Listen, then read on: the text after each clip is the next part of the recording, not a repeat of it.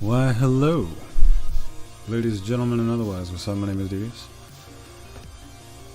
I hope the stream looks okay. Music seems a bit on the loud side. I'll turn it down a bit. I can adjust that later as needed. This is the Techno Axe playlist, or rather, Techno Axe Radio. Freaking love this dude. At least I hope this is what that is. I'll be honest, every time I do one of these, I usually just throw on a Techno Axe mix and go and hope there's no shenanigans with it. Hey, what up, hell? How's about I share this? I did forget to adjust the stream. So it is going to be in normal latency mode, not low latency like I want it to be, so I can talk to y'all a little bit quicker. Sorry about that, but at the moment that's just kind of what we're doing.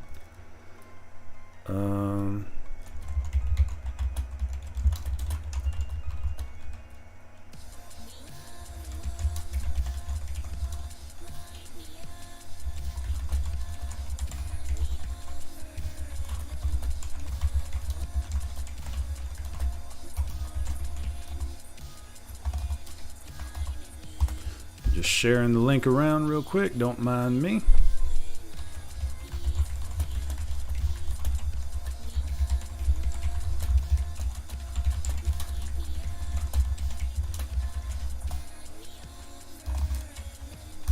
And just slap that down. Boom, boom, ba-doom. There we go. And alright, we is here. Let's hang out for a hot minute. Let the people with insomnia filter in, because everyone who doesn't have sleeping issues is probably getting to sleep fairly soonish to make the release time of Endwalker. I'm just waiting for this to go live on. There it is. Hey, what's up, Merlin? Alright, I had to bring the stream up on my phone because ghetto's set up, and I still haven't gotten into light streams or whatever the hell else people use to stream.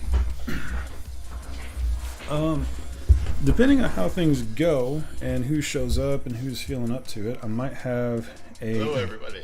Guest on stream. That is not what I wanted. Welcome to a... Sorry, that was part of the that was awkward. I thought that was just music. That's actually like a oh, that's like homie doing a okay, never mind. Hold up a sec. That was actually Techno Axe doing like a whole long stream actually making music, I think. Whoops. Sorry about that. Let me just do the other one that I did last time. That was pretty good. Find the perfect song for No. This is so professional, let me tell you.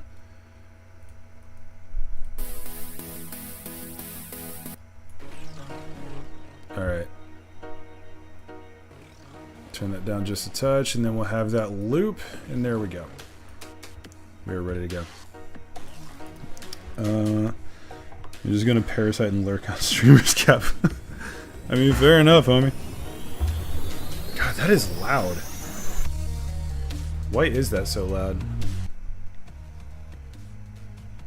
I don't know if that's loud for you guys, but it's very loud for me. Okay, that's a little more reasonable. Alright, there we go. Now we're vibing. So, whilst we wait for Endwalker, I am going to do a deep dive on my world building that I have been doing since I haven't done a stream in a while, and my my free trial for Scrivener is actually coming close. I got like 2 weeks left on it, but basically I'm going to run through what I've done in the time since the last stream, and then we'll get to work on finishing off the timeline. I got all the way up to year 2556. Been quite busy on that. This BS. I was just, one night I decided that I wanted to do stuff with this. So. If the music's too loud, by the way, just let me know. Where should we start? How are y'all doing, by the way? Like, are we having a good time? We having a good day? I hope so. I actually got to go out and eat with my mother. She decided that she and my grandma wanted to stop by. So we went to Denny's. The food was kind of blah, but it was fun. Also, you know, my mom is very southern. If I meet up with my mom, I am getting fed. That is not a question. We are not asking. You are getting fed whether you like it or not. So that was nice. Anyway, let's just go ahead and go through it. So, I assume everyone here is already pretty familiar with the world. Just in case somebody is hitting this after the fact, music is fine. In the background, so I can. Okay, so I'm clear over it. It is kind of loud to me. I don't know why. It's just my volume's a little jacked. I'll figure it out later. But anyway, so yeah, the gist of this setting is it is alternate future Earth. An asteroid slammed into the Marianas Trench and upset everything. It introduced magic to the planet, and all hell broke loose on it. There were mutations and shenanigans going on, and essentially it is my way of saying that, alright, the Earth is now inhabited by most of the races in D&D. And people got away from it, first by building floating cities, then by building a base on the moon, then by using O'Neill cylinders to basically colonize the orbital space around the Earth. Fun so far. I had Din trying to control a skin flare out. I hope that goes okay for you, homie. This sounds awful. Bruh, hearts out to you. I hope that gets better. Anyway. Right, so humanity got into space. Everybody migrated to the O'Neill cylinders. There was some various developments in technology. You can now produce space stations at a frankly alarming rate. And yeah, I'm going to start about here, the first vote at L3. So there are Lagrange point stations that are acting as like politically neutral ground. And that kind of catches us up to now. If anybody has questions, by the way, hit me with them. Because this is the part where we actually build the world, so by all means, find plot holes. Now's the time. Okay, so year 2113. The first vote at L3 is hosted. Various public figures vote on a petition signed by millions of surviving humans in every place. Might need to adjust that. Sounds a little awkward. From the orbital habitats to the scant few representatives of the Sanctum Groves. Sanctum Groves being the safe spots on planet, whereas the planet is just like mutated and going crazy and magically haywire. The Sanctum Groves are kind of eyes in the storm. Well, they're controlled by druids and they're a little isolationist. Scant few representatives of the Sanctum Groves, and even those from the Lunar Wolves, which is like a police force based on the moon. All vote unanimously that retaking Earth is a goal the species should strive for. A number of stations volunteer supplies and VCUs, which is the Void Construction Units, to help construct pieces of a third floating city, this one dedicated to studying and helping reclaim Earth. It is to be one of many. 2115, an orbital deployable city named Peregrine is completed in record time and dropped towards Earth. The entirety of humanity watches in horror as it cracks in the atmosphere and fails to sustain an acceptable angle. Peregrine and all 50,000 crew are lost in the impact somewhere in Antarctica. Yeah, 2120. A more conservative approach is taken with the next city. Falcon enters construction via collaborative effort between L1, which is a supply depot set up between the Earth and the Moon, as a kind of go-between while the lunar base was being created, and it's just expanded since then. It's now kind of like a trade in Lunar Wolf. Is there a guy named Horus? No. Look, I've always had a thing for wolves and the moon. So this is long before I discovered 40K that this obsession began. So it has nothing to do with that, I promise. Anyway, collaborative effort between L1, Hawk, and Eagle, which are the other two floating cities. Fitted with the latest tech and budding magitech, it is decided that Falcon will maximize production and act as a fast deployment point for Lunar Wolves operating on Earth. Pieces of Falcon are fabricated in orbit, then dropped one at a time to either Eagle or Hawk. Year 2122, Falcon City officially launched and immediately begins constructing additional facilities. Sounds fun crashing into a cold, icy wasteland. Yeah. It's almost like I'm setting that up as some kind of side quest and or big plot point later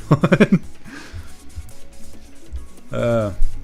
Anyone familiar with Minecraft shenanigans, you'll know that peregrine is actually kind of an important word, I guess. I'm a bit of a Minecraft fanboy for a certain SMP, shall we say. Which is weird because I don't watch their content often. I just freaking love the storyline they're doing. But anyway, Falcon City officially launched, blah, blah, blah. A number of genius innovators migrate to Falcon and perfect a terrestrial version of the Void Construction Unit, simply renamed the Terrestrial Construction Units.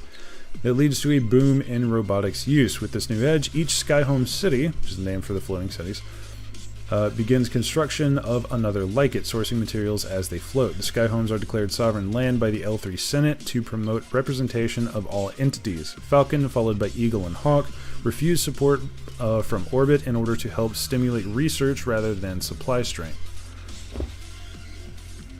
I'll say some of my character I can't use because someone beat me to it with the design. Yeah, that is the worst feeling. At some point, though, you just got to draw a line in the sand and be like, you know what, fuck it. It's similar, but screw you. This one is mine. Anyway, year 2130. Cities Bear, Tiger, and Rattel are completed and launched with their own fabrication drones to begin building up. By this point, the first wave Sky Homes have become more or less self-sufficient and are developing their own culture. The first expedition is launched from Falcon to recon a patch of unstable surface. It is found to be strange but not overly hostile. Scientists and explorers from all over begin requesting a tour of duty on Earth's floating bastions. There's a lot of reading. As you can see, we're barely halfway down. I have done a lot in the meantime. Year 2131 to 2220, so almost 100 years. Skyhome cities focus on improving their facilities. Falcon leads the charge as an academy city for adventurers of all types. Sorry about bumping the mic. While Hawk and Eagle work to catch up and renovate old tech. Bear, Tiger, and Rattel cities act as go-between points for exploratory and scientific expeditions. It becomes a badge of honor to have served as a pathfinder, an operative who explores the surface among all of humanity. Numerous surface outposts are created and subsequently fall with varying success, though none remain permanent. These fuel a rising notion that Earth is a lost cause and should be left to recover without us. This same faction sees the Sanctum Groves as lost souls that cling to a shriveling past. People of this political lean, heavy air quotes, self-label as the free, a title to represent that they are free of their cradle world. Year 2225. The Free launch a mission to colonize Mars, led by druids who have claimed to have been wronged either by Monica Ledoux, which is the first recorded druid and eventually develops godlike powers, or the Earth itself. The Free mission lands on Mars, 2226, and begins terraforming efforts. Within months, the first Martian grove is created, and the head druid, a fairy named Lara, who claims to be Monica's granddaughter, takes the first clean breath on Mars. Forests of these modified trees and grown homes begin popping up all over the Martian surface. Air is initially contained near said cities via magic, but as time passes, a full atmosphere begins to form, and life takes root. Life finds a way.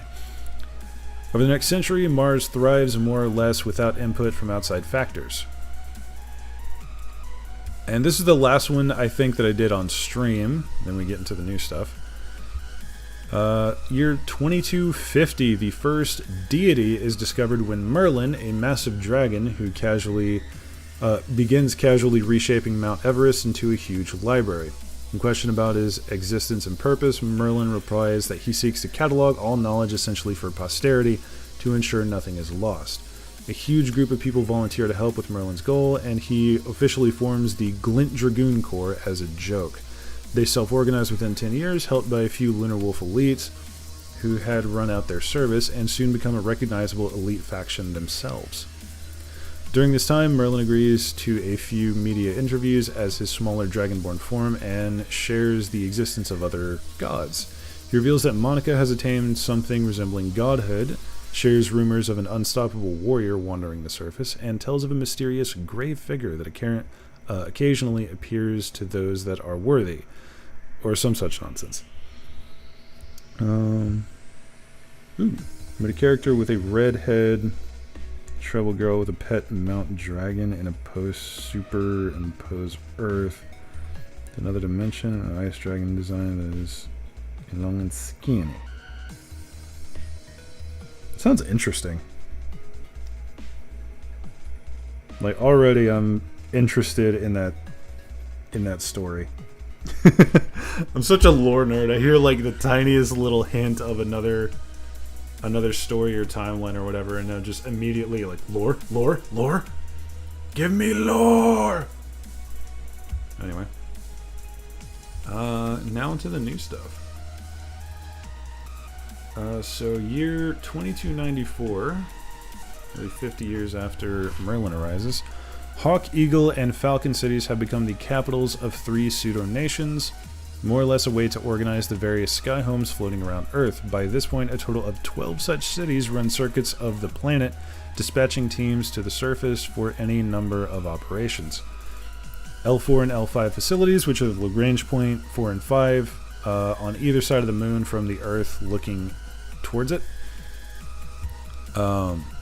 Or either side of the path between the Earth and the moon. It's kind of hard to describe that, actually. I don't know why. Are complete and integrated into the neutral nation, formerly recognized as the Lagrange Accord, which exists solely to arbitrate disputes and resolutions, as well as present new laws observed by all of humanity. This is basically my answer to the UN. Formal invitations to Mars. That's not correct. Martian colonists for their own representation are ignored. So Mars is very isolationist at this point. And then about 20 years later, 25 years later, year 2319. Oh, look too close to Aloy. I'd never guess, but I also never played Horizon Zero Dawn. Don't be afraid of copying or like accidentally copying shit from Monster Hunter, man. Because there are just so many monsters in there. You're gonna copy something at some point. I should make like a shock weasel as a mount. Or maybe not a mount, but like a pet for one of the players in this game. That would be hilarious. It's like, hey, little Toby! Runs up, bites someone, shocks him half to death. That would be funny. Anyway, year 2319. Bonus points are recognizing that number. Motivation for the reclamation of Earth has begun to drop significantly. Many have turned to the stars as their next step, and as new generations come into their own, the notion carries. An effort to colonize the rest of the solar system begins, starting with the more agreeable spots for scientific research. Probes are sent to Europa, Titan, and a slew of larger asteroids. Less and less people volunteer for service on Earth. Another 11 years. Martian are just practicing social distancing. I mean, yeah, basically. It's like the whole point behind the Martian Grove is that they don't believe that Earth is worth it anymore. They believe that humanity has gotten past Earth. Hey, Devious, do you have an image of Luna setting down by any chance? Need it for a friend? No? There's a picture of Luna. I just posted a video as a thank you to the to everyone in my community. There's a link there of the collage that Hellbirth did, and in that link is like a big album of the screenshots that he took.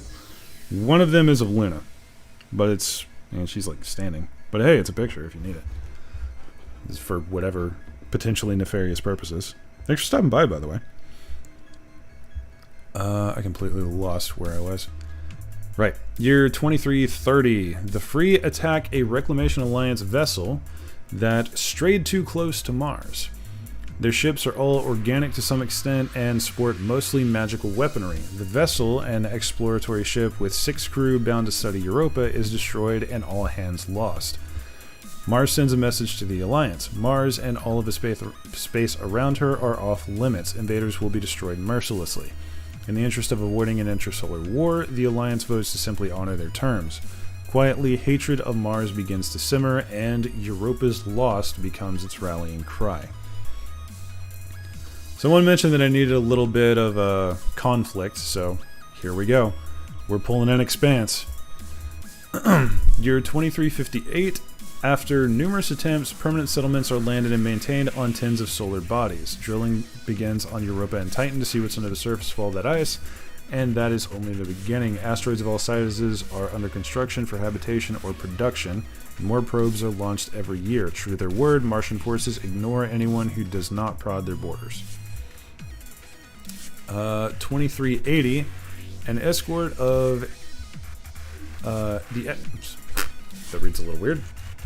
The escort of a supply ship, there we go, notes a Martian force holding position well outside of their borders and determines that now is the time for action. The escort engages the Martian force and viciously destroys it. It is revealed to be a martyr. The entirety of Mars rises to right this injustice by destroying any who question their sovereignty. Their living ships rise by the hundreds and set off to Earth, intent on raising it and ridding humanity of its homeworld shackles. Little jihad going on. Did you still got an old sketch for her? You made a sketch of Luna? Bro, hell yeah. Someone made a I guess fan art of Luna way back when I was still just doing the Hildebrand stuff. And it was Luna in the Nier outfit. And I remember I saw it and my heart freaking melted because it looks so cool. And I still don't have the Nier outfit, so apologies to that person. If you're even still around, I am so sorry it's taken so long. It'll happen eventually. Anyway. Right, Raising Earth. The burning hatred over Europa's lost had spurred the production of a war fleet. As the living fleet approached Earth, another rose from Luna bearing the snarling wolf head of her defenders. The Lunar Wolves and the Martian strike force clashed for weeks over Earth.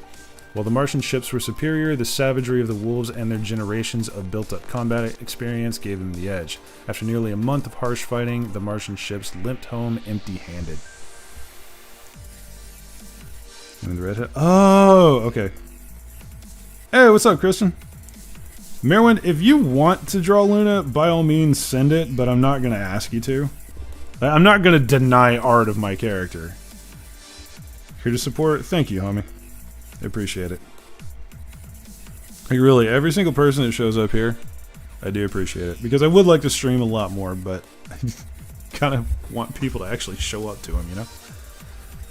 Anyway. So, Martian fleet limps home empty-handed. 8 years later, 2388, Mars officially welcomed to the Alliance as a sovereign neighbor with the promise that all perceived hatred would be forgotten. As a show of goodwill, existing Alliance members asked to tour Mars and witness its culture, and the elected Martian Circle leaders agreed to do the same to some stations around Earth, though they refused to set foot on the planet. Wow, asking people to draw Luna. I just said I'm not going to ask, but if you want to, I ain't going to stop you. No, seriously, I love getting art, man. Like, I will never directly ask someone for art unless I'm paying them for it. Cough Cough Core, by the way. CG Law drew the both my avatar and the thumbnail for this stream. Go check him out if you're interested. Anyway, if I can remember how to brain. Right, we're here. Year 2390. Slowly, the non-planetary stations and colonies begin to coordinate and vie for independence as the extraplanetary conglomerate. After a series of heated debates, they are granted independence with the promise that researchers from all other factions be allowed to participate in all activities on existing scientific outposts. The conglomerate representatives agree happily. With all of the attention and on the happenings of space, the Skyhomes and all of Earth are mostly ignored. As a way to ensure a Plan B, faction leaders make agreements with the Sanctum Groves and Monica Lado, who is the basically druid god, for safety in crisis. Now we skip ahead about 50 years. Another field deep, try streaming and the only viewer was spam bots. I've been there, man. I have been there. It sucks. It really does. The only reason that I can stream now and actually enjoy it is the fact that I've built up some form of following through the videos. So it's just kind of give and take. And even when I was streaming on Twitch, which, by the way, I'm not streaming on Twitch probably ever again. Twitch has some scummy practices and I'm not okay with it. YouTube's basically going to take over streaming, I'm fairly sure. But anyway. Yeah, I have been there. The freaking 0 count for so very long, and then suddenly you get 1. So excited, and it turns out to be a spam bot. It is a feeling. Needs more Metal Gear? Yeah, we'll get there eventually. Anyway, year 2439. Public support for the Skyhomes is almost non-existent, and the representatives in the Accord, while still honored for their station, are hardly respected for their points of view. As a result, they simply stop reaching out and become completely self-sufficient. A number of derogatory terms evolve around the old guard that refuse to leave Earth well enough alone. To be legitimately Earthborn becomes a mark of shame for anyone outside of her direct orbit. On top of declining public support, the Skyhomes begin experiencing mechanical issues that take up much of their resources, resulting in a drop of expeditions and a complete lack of Mirosite export. The research facility on L2 begins experimenting with methods of artificial fabrication of Mirosite. For those of you who are unaware, Mirosite is my version of like an adamantium magical metal, or magical mineral. And basically it is a mineral or metal, I haven't really decided yet. It's kind of like Arosite in Final Fantasy. But basically it boils down to it is magically charged somehow. And the fact that it is magically charged makes it better than normal metal like steel or titanium. But otherwise it acts about similar to titanium now that I think about it. I did put that in there. So give me more of my friends said they jump in, chat in 15 minutes and wait for 4 hours. Yeah, that... Honestly, I can't really ask people to jump into a stream because I know even my friends, they probably won't be interested in stuff like this. So it's just I'll let people find me, and that's the harsh part. But yeah, we've all been there, man. Hell, I'm still kind of almost there. If I don't announce my stream, I have no illusions that nobody will show up. Anyway, moving on. So, 10 years later, year 2449, Mirosite fabrication research finally bears fruit, though the result is a notably lesser version than the naturally occurring material on Earth. Still, it's good enough to use in both construction and mass production. This only furthers the notion that going to Earth is pointless. As a result of the change in public opinion on Earth, Mars begins to spread its culture of leaving home behind to anyone who find it worthwhile. Millions of people immigrate to Mars as a result. Year 2474, Mars, having been rallying those tired of humanity's obsession with her homeworld, assembles her fleets again and issues an ultimatum. Leave Earth behind and ascend to the true interstellar status, or see the solar system descend into total war. While the Accord discusses options, the Lunar Wolves issued their own ultimatum. Attack our sworn charge and we will burn you out of existence. Insulted, the Martians attacked again, bringing forth even more devastating magics and living ships thrice as durable as their first fleet. Yet the Wolves hadn't been idle either. Their new ships, plated in artificial Mirosite, armed with the best Magitech weapons L2 had created, dove into the fray with abandon. It was only at the pleading of every faction that the Wolves allow Mars to live on, but at a cost. Mars would never again be allowed to organize its military. In its place, the Lunar Wolves have become a system-wide enforcement branch, beholden only to the Accord, which is basically the UN. It was never forgotten, however, that the Wolves are at their most dangerous when Earth is threatened. And then a few years later, year 2496, a new faction arrives in the form of the New Humanity Movement. That sounds a little racist, probably. Spoilers, it's supposed to be bad guys.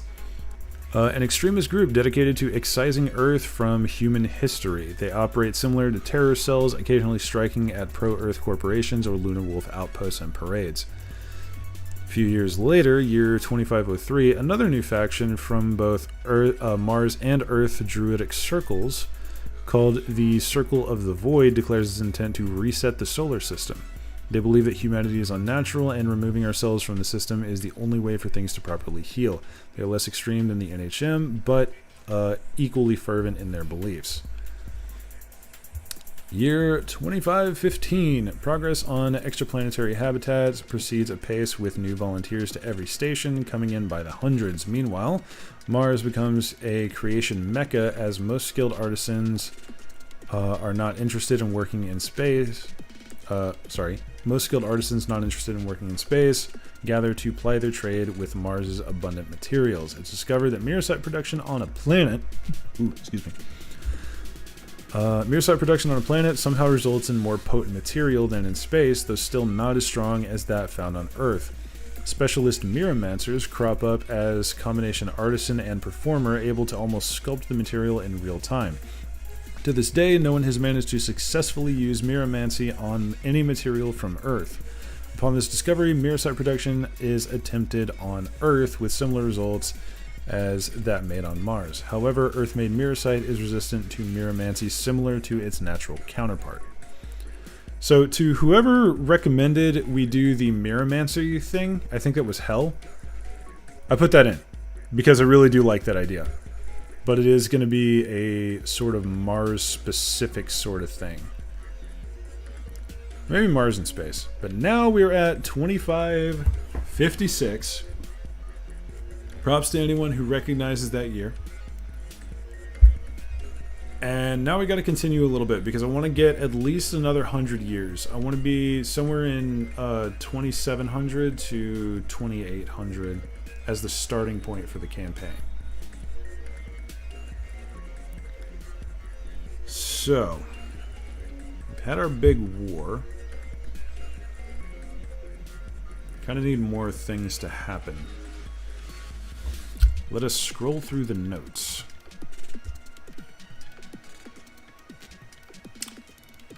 Somewhat interested in that, but I don't think I'm going to use that ability or that idea.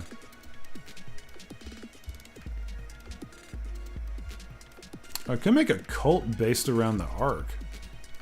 Because I have kind of glossed over that so far. That might be an idea. We might be onto something here, Skip.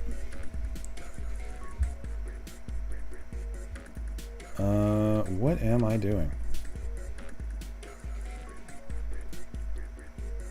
Bruh.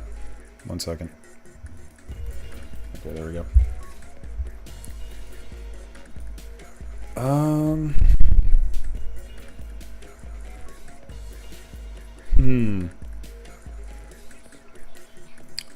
I got an idea. I have a plan, Arthur.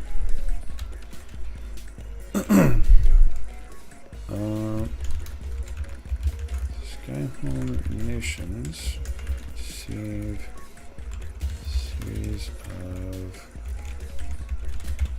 plans in the Sanctum Groves.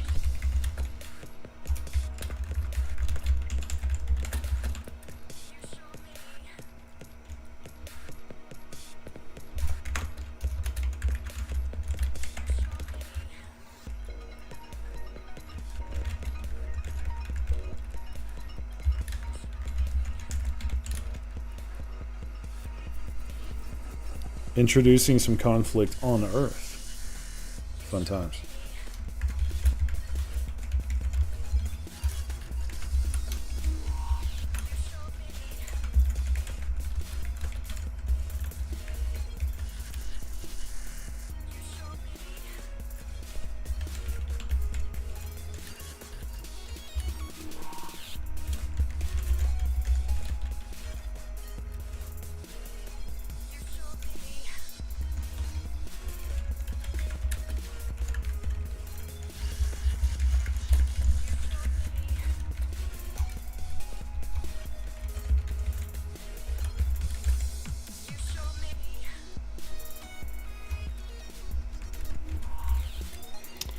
Okay. A fanatical religious faction that believes the Ark is holy somehow. The Ark being the asteroid that slammed into Earth originally, made magic into things. What do we call them? What do we call this hyper-religious faction that wants to imbue absolute chaos across the entirety of the solar system? Because that's what the asteroid wants. Keck W.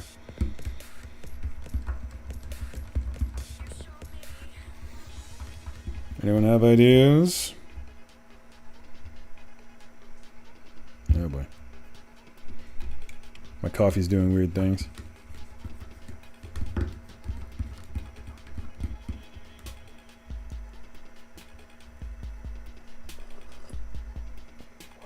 Ooh. It's an alright cup of coffee. Not bad, man, not bad. Okay. So.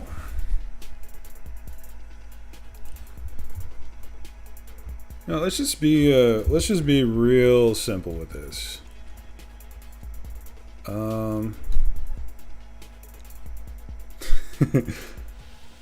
Fellstar? Kind of a cool name, but I don't think it really conveys what I want out of this. I was actually about to just call them the Chosen. Because, like, they believe that they are chosen by the Ark to do this holy mission of ridding it of humans. I'm not good at sci-fi nomenclature. it's okay. Yeah, naming things is usually the hard part. Like, building the history around them, yeah, fine. Easy. Throw it all together, see what happens. If it doesn't work, fix it. But names? Oh god. Oh god. Not names, please. Yeah, let's just call them the...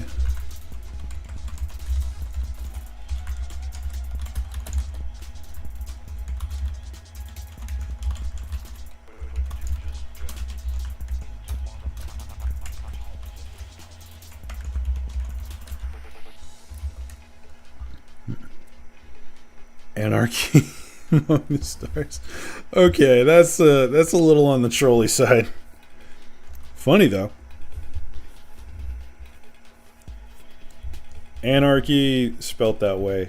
I would do that if it wasn't such a meme. Yeah, I think I'm just gonna go with the Chosen, unless somebody hits me with something better, which probably isn't that hard, but I'm gonna keep it rolling for now. We can always change names.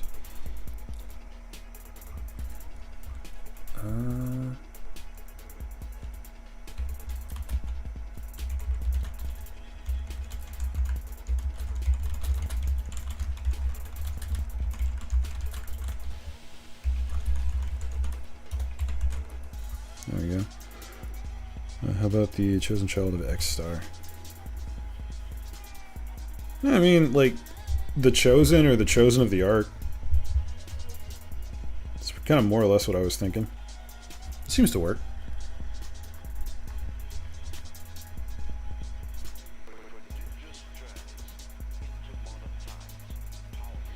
The Insurrection? Really?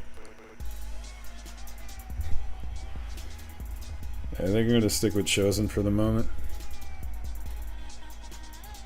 Not bad ideas. Insurrection's a little on the nose, though.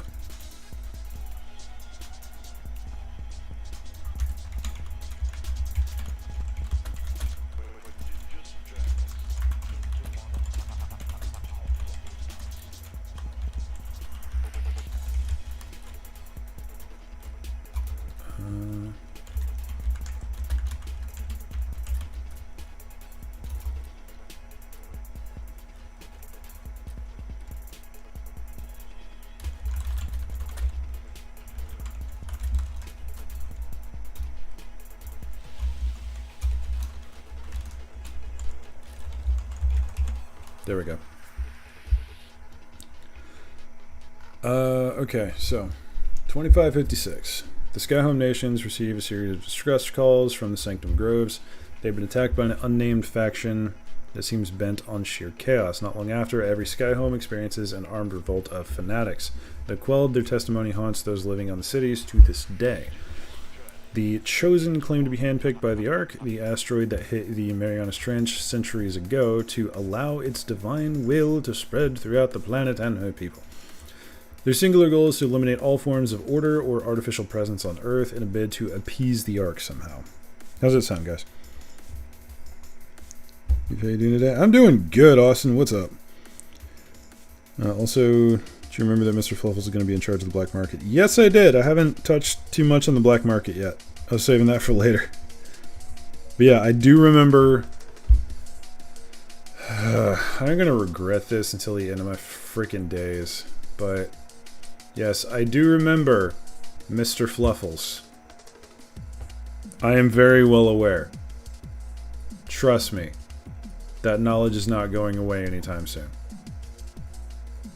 But yeah, that's going to happen at some point. Eventually. Okay, so...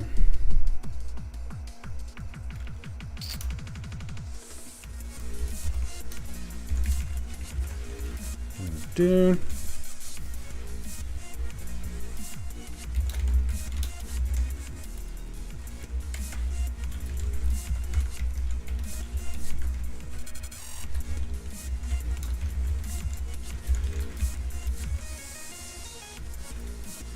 No. Cat will rule the world.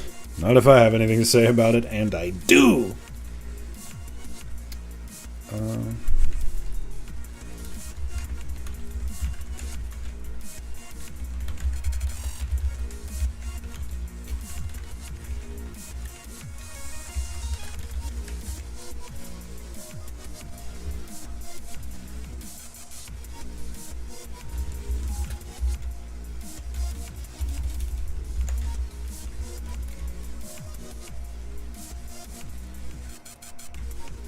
Yeah, maybe not an army.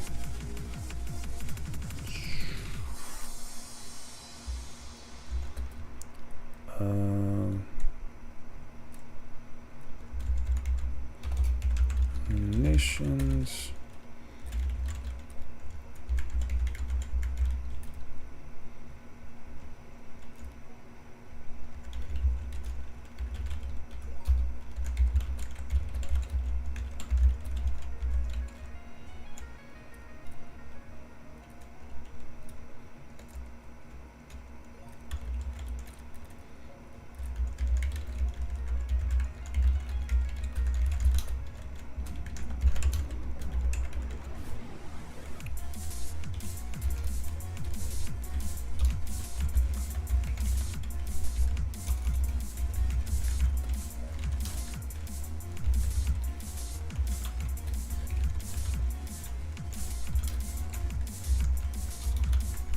Sky homie nations, the fuck.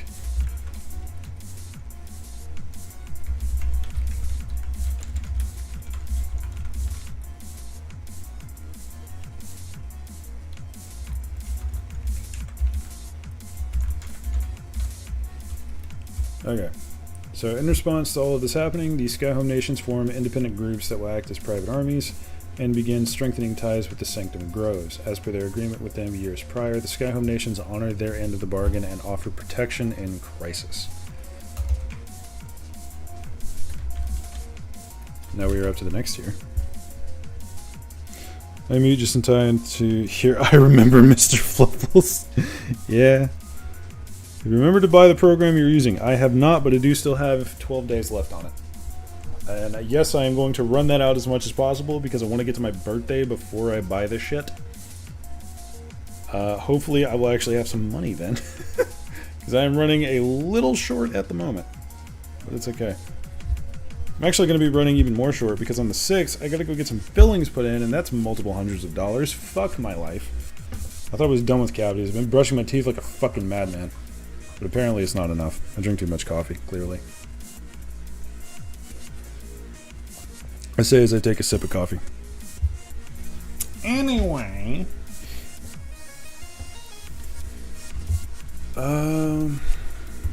Doo-doo-doo.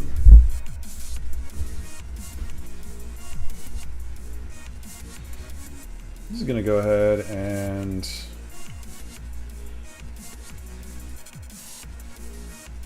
add a new text. Chosen of the Ark.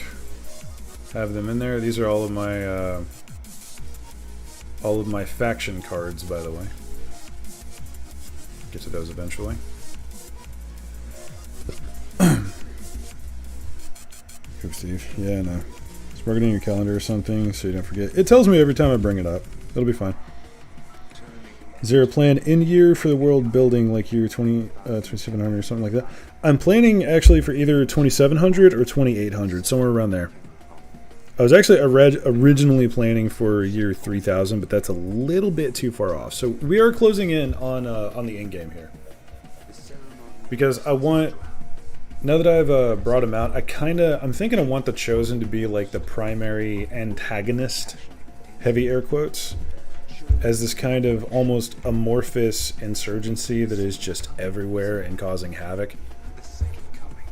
So let's do 2560. Already screwed up my shenanigans here.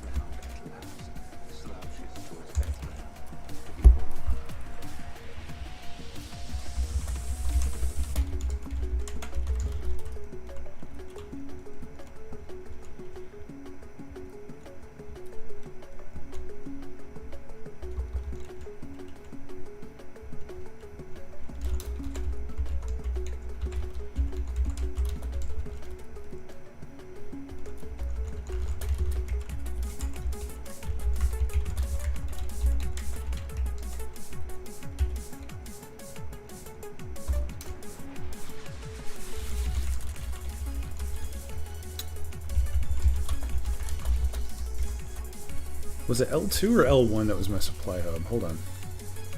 It was L1. So L1. Dave, do you still do the mock the art design live on stream? Well, I'm sorry, that kind of melted my brain trying to translate that, Merwin.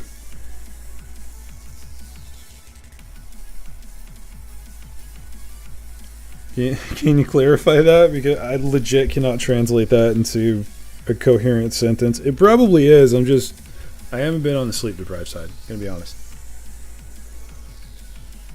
Which means I'm probably about to knock myself out coming soon, so I can actually be up during the Endwalker release. Actually, I need to check on that. Hold on. Google. Access. Download. When can I download Endwalker Early Access? Doesn't say.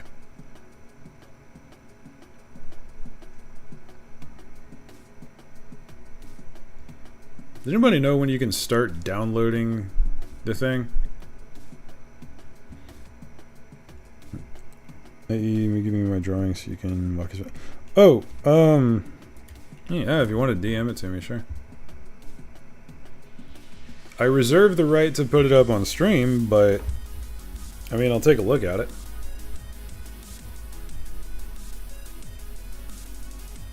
You didn't draw a picture of Luna that fast, did you? If so, the fuck, bro.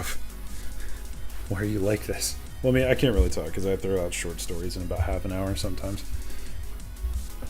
Anyway, during a routine supply run to L1 station.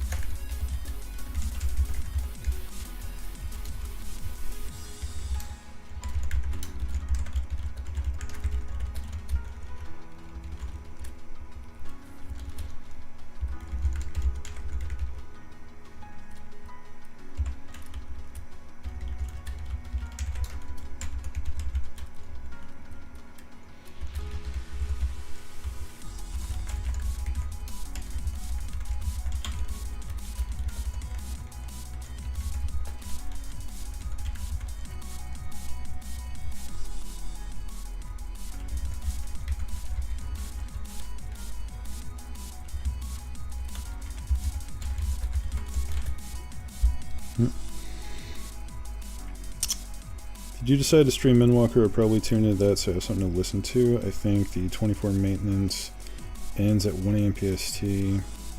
Yeah, I know when the I know when it ends, but I heard like you could download it beforehand. That Luna, not that fast. Oh, okay, it's from the other thing. Alright. Normally the patches you can download an hour to half an hour before the servers reopen. Don't know about an expansion. Fair enough. Actually, you know what? Let me look just for posterity's sake. Maybe you can download it right now. Something not such fun here. Fair enough.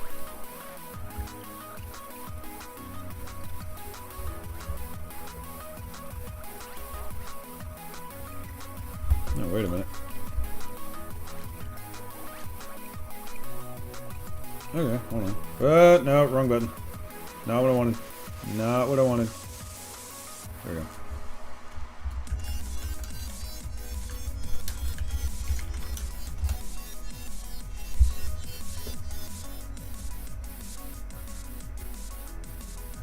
Okay, no download happening yet. I just checked the launcher just to see. Oh, yeah, we both checked apparently. Fair enough.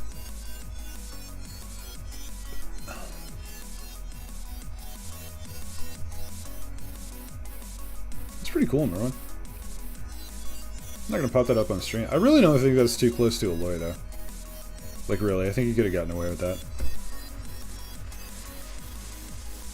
Yeah, you can't really put a freaking trademark on the redheads. If you could, I would be pissed. Because, really, man, red hair, it's beautiful. Anyway.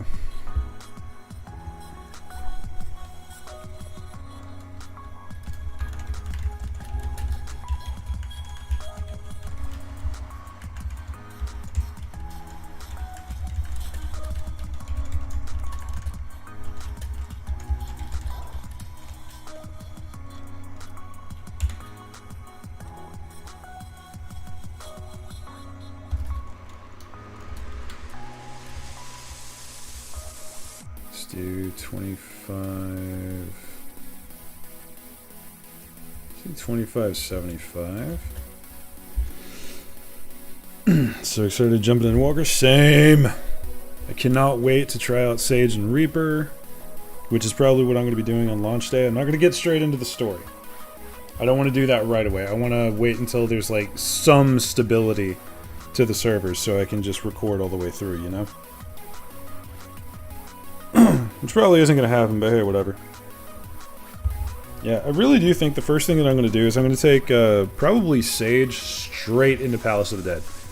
Because that's kind of my default way to learn a new class, and it seems like Sage would be pretty good in Palace. Because I only read a few of its abilities, and the abilities are out, by the way. Someone actually posted them in my Discord. Link down below. But yeah, it looks like there's one that you tag it onto someone, kind of like the Dragoon's Link thing or Dance Partner, or basically you put it on somebody, and then as you do damage, it heals them. So I'm thinking you can put that on yourself, so if you do that and then just full send all of your abilities, then you're sustaining while you do damage. So this could be a pretty scary solo class. Power level Sage and maybe Reaper if I feel like it, and probably main Sage. Also good that Sage would probably kick ass in POTD since Sage heals it to kill stuff. Exactly. Also, I do kind of want to see how Reaper plays, because I have not looked into Reaper at all. I want that to be a surprise. It looks cool as hell though. You can bet you're going to have a death bunny at some point. Alright. So now we need the Chosen to escalate. For anyone who didn't see that, during a routine supply run to L1 station, a transport went nuclear and destroyed nearly half of the neutral nation's trade hub. The Lunar Wolves launched a preset reinforcement team to each Skyhome to assist in counter Chosen operations, and immediately began anti-terrorist ops across the board. This turned out to be a universally unpopular decision as it resulted in near martial law. So now we have the unpopular enforcement boys. which I'm not planning to play that up too much. I'm planning for the Lunar Wolves to play it pretty straight. Maybe a little lawful stupid, but not outright malicious. Remember story so don't get spoilers by accident. Gonna be maining Paladin because poster child along with Sam and Summoner. Right, I need to get on the Summoner too, because that's gonna be real weird. With Reaper, I almost want to take it straight to POTD and start a little one and learn things along the way. That's what I'm thinking. That is exactly what I'm thinking. Heck yes. Organizing that hotbar is going to be awful.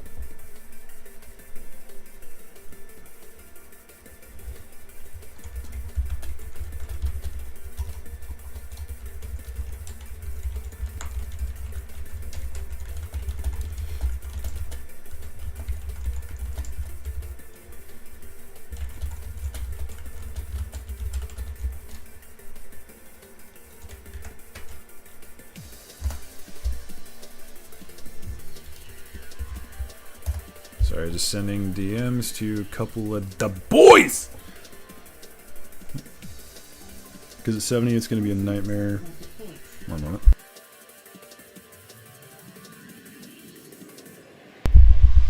For some reason that thing's volume went up and I don't know why or how. It is going to bother me. I'm just hitting up some friends. Starting the MSQ as Summoner as soon as I get my hotbar set. Hell yes. Just look through the Summoner action changes and it looks like it's about as complex as Dancer, but probably with that same level of discernment to maximize potential. Nice. But a few people wish me luck already. Hey, full send, man. Let me know how it is. Probably do a palace run, just get familiar with Sage, but I'll probably rely on spamming Duty Finder or Trust to level. Yeah, same. I might do that as well. Hell, be a good way to learn a new class, one ability at a time. I was just planning on smashing a striking dummy with the new jobs. That's also a decent idea. I mean, I'm probably gonna try doing like a 4-man palace run all the way through if we can swing it. If we get people that are like actually, you know, interested in doing that. Because I figure Palace is going to be a thing that not a lot of people are fiddling with. Everyone's going to be diving into story or dungeons or whatever. And I know this because I took a poll and y'all voted. Anyway. Okay. We must continue. Oh, damn it. That lack of sleep last night is catching up to me. I was up editing until ridiculous early in the morning. But all of y'all have probably seen that video by now, so. Okay. I want to get the timeline done before I stop the stream. That is my goal. So, let us see. What can we do? What can we do with the Chosen here? Red Mage Dancer, Sam, Gunblade Blind. Felt like it took longer than it should have. I agree. Giving you the entire hotbar like that is a little bit much. I would actually really like it if there was an instance sequence where they give you like different chunks of the like, okay, imagine, if you will, you unlock Gunbreaker and then they take you into an instance where either you're just like training or you're God, if I can remember how to brain. Either you're training or you're doing like a story instance kind of thing. And as you go through this instance, it gives you different chunks of the Gunbreaker skill set. So like the very first one, you get your 1-2-3 combo. The second one, you get your AoE combo. The third one, you get your, I don't know, maybe tank stands and some mitigation. It just keeps going and going and going. And then you get Gnashing Fang, Continuation, Rough Divide, all your Big Bang stuff. Imagine if it did that in one instance. It's not much, but I think that would kind of show you how to play it out a lot better.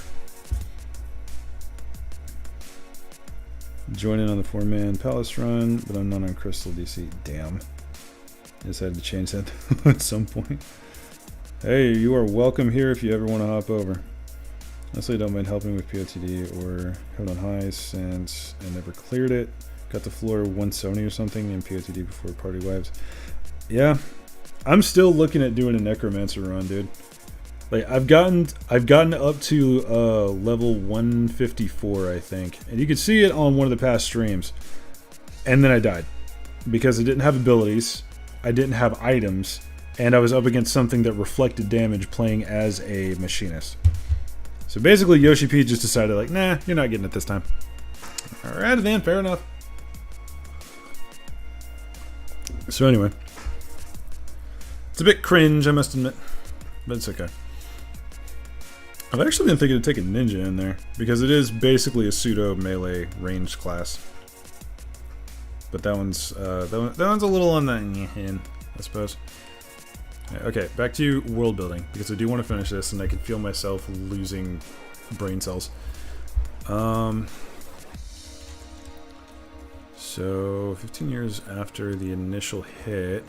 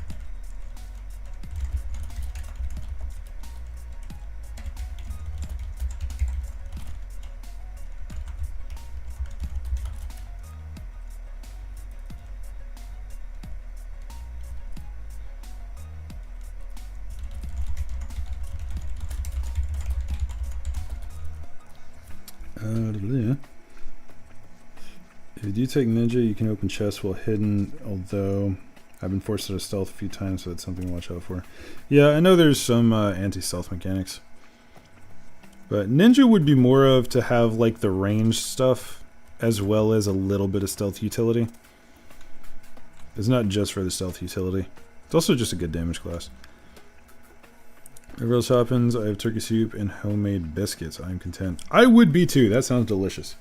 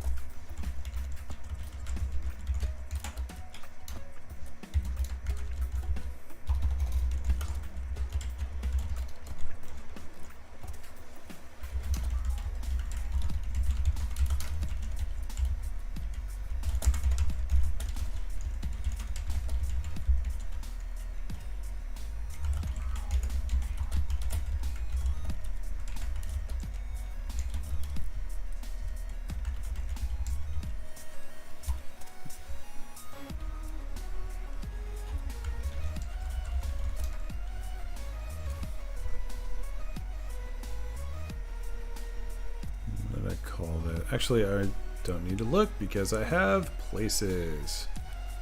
Eagle's Landing. There we go. Always take notes when you're world building, kids.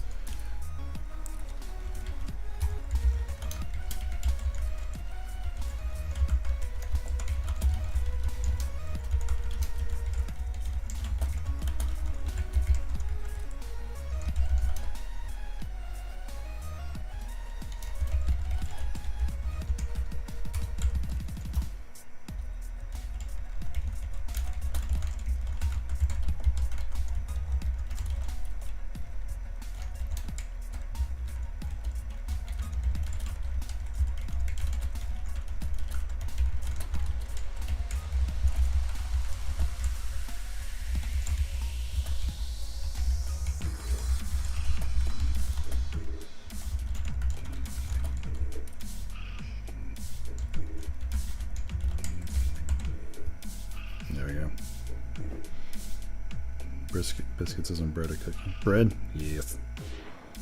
Too much time on a European server. Yeah. For me, biscuits will always be as the things you get at Popeyes that immediately suck all of the moisture from your mouth. Them some good biscuits, though. Yeah, that might be a little on the nose.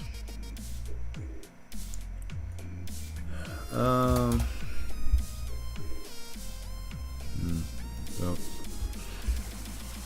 maybe the solar system not being an all-out war. Yeah, let's rewrite this. I don't like that.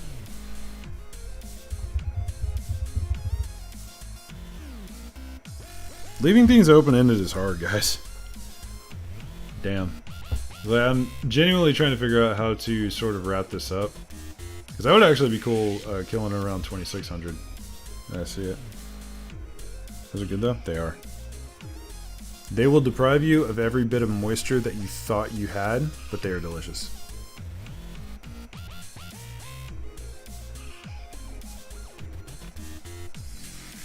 Just vibing. It's the point they absorb all liquid goodness. So you don't have to lick the plate like an animal. Fair. Biscuit for me is something I have with coffee. Yeah, fair enough. Good luck with sleep. Sleep is for the weak. Have a good night. Time for me to try and sleep. Good night, Jen / Riku / Kana. I do wish you the best of luck. Hopefully I can get some sleep soonish too. I'm gonna be honest, as soon as I end the stream, I'm gonna get like a little bit of something to munch on, scrub my teeth, and then go to sleep. That is gonna be my night.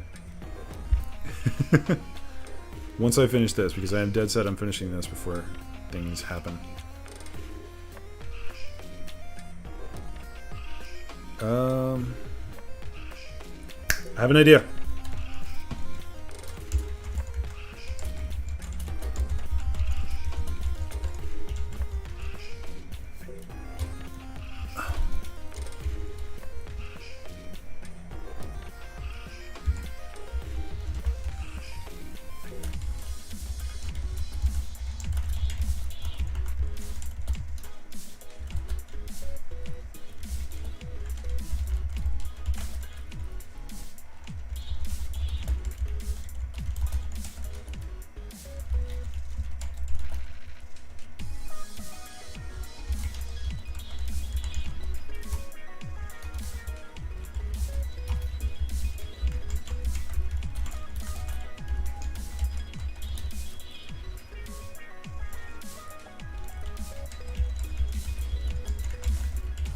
Gonna have to add a little bit extra to kind of explain why this is important, because I don't think I've expanded on the Chosen enough at the moment.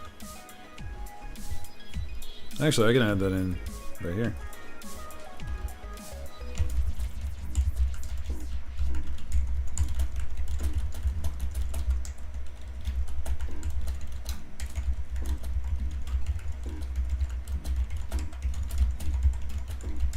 There we go. Now we're spicy.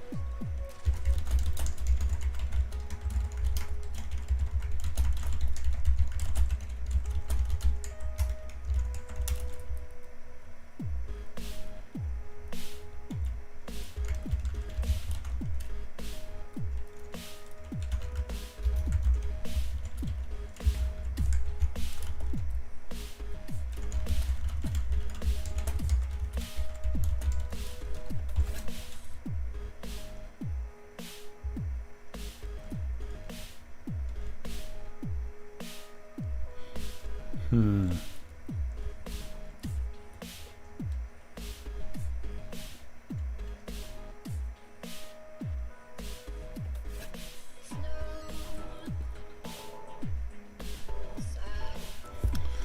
the Chosen have essentially summoned a primal. Sounds pretty interesting to me. That's basically what I'm going for. But like, it could be that they summoned it. It could be that it was in the Ark in the first place, or it could be that, I don't know, maybe there was some bullshittery that just happened to line up. Could be coincidence, could be a primal, could be this was an escape pod of some kind. We don't know yet. I don't even know yet, if I'm honest. But we'll figure that out. That's the fun of it.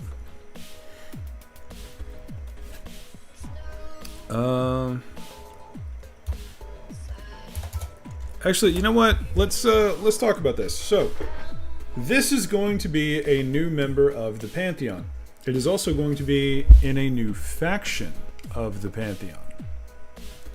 So, currently, for those unaware, we have the Order of Balance, which is all about like keeping and maintaining Earth as it is, and basically knowledge preservation. They want to preserve the old world while innovating for a new one.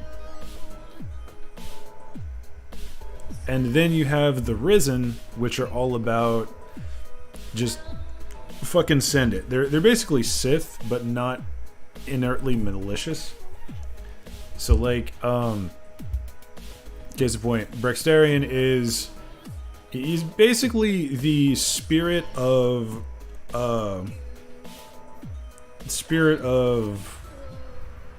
I don't know, corporation shenanigans. Like, make money, make lots of money, expand, power, money. Then Jack is essentially an avatar of freedom. Basically just kind of like the more like an avatar of independence. Fluffles live in chaos. Then Blood God is exactly what it sounds like. He is.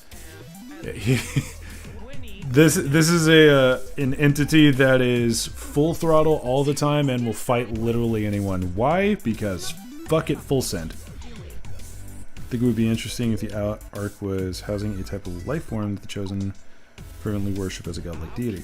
Could be that too. But at the moment, let's try and figure out what it looked like. So this is gonna be a new faction in the Pantheon. But we need to know what they look like. So a Ferengi god? I do not know what a Ferengi is. I think it's Star Trek. I'm not familiar with it.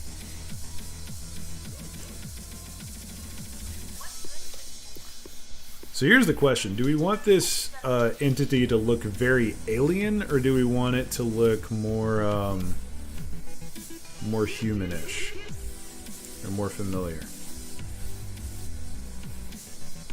Actually, you know what? Let's do this. Let's full send this.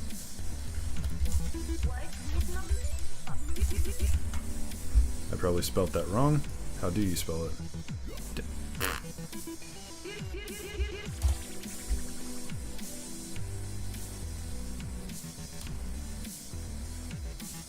Alright, so apparently Eldritch is not in Scrivener's Compendium, which is interesting.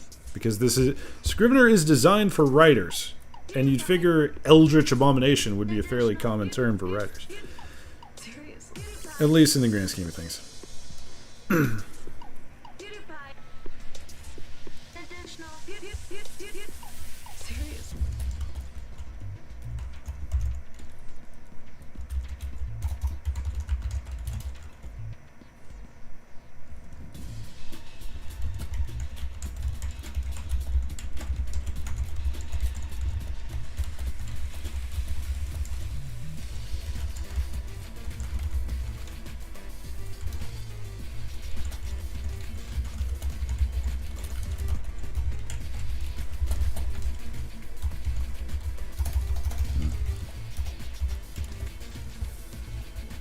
You're an alien race that accepts with capital. Oh yeah, it's the big-eared fuckers, right? The technology is basically a bank where you bid for reincarnation. The theology. Apparently not kicked up. Apparently not. Right, the Ferengi, they have the rules of acquisition. I've heard a few of those. It actually seems like they put a lot of thought into them, which is really cool. As much as I never really got into Star Trek, its world building seems pretty spicy. I think it would be interesting if the Eldritch Abomination had a way to conceal its true form and only reveals its true form to chosen pawns. Yeah, that's a decent idea, actually. I'm thinking that the way this works, we're going to go a little bit Lovecraftian with it, in that each individual sees the Eldritch Abomination as a different thing. You make it to where those who have seen its true visage were driven mad if you really wanted to. I don't like that. Okay, fair warning, like soapbox warning. I'm getting up onto my soapbox for a moment. Lovecraft was inherently and objectively a fucking idiot when he said that. Because I fully understand that there are things that you can see that will drive you a little loopy, but your brain does not function that way. You don't see something and immediately, or over a series, or over time, you do not see something that is so complex or alien and your brain just decides, oh, I'm going to go off the fucking wall now. No, if you can't process it, then you can't process it. It just is confusion for you. It doesn't drive you insane. So that concept by itself, it drives me up a fucking wall. Sorry, I'm off my soapbox. Not going to talk about that anymore. I've always hated that concept. Imagine someone somewhere has built a D&D campaign using the Star Trek universe. I would be genuinely surprised if that hasn't happened. Either like D&D or D20 Modern or Starfinder or something like that. I'd be all about that shit. Oh hey, both Cade and Neo responded. Oh, Neo's still at work.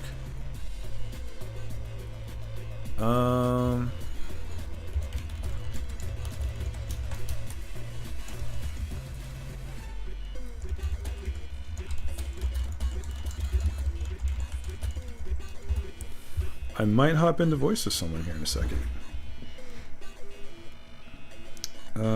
Gonna call it a day, getting sleepy. Everyone thanks for streaming. Hey, thanks for coming to the stream, homie. And you get some shut-eye. And I hope you enjoy your Endwalker shenanigans, if/when you get there. It's gonna be fun. Gonna be a lot of fun.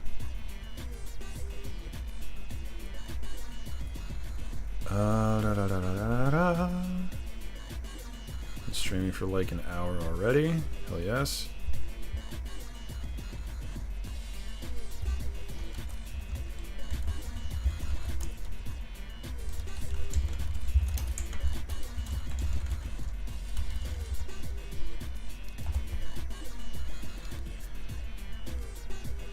Alright. Yeah, I might hop into a voice chat with Cade here in a second. So these are going to be streaming also. So there might be some shenanigans to go on here.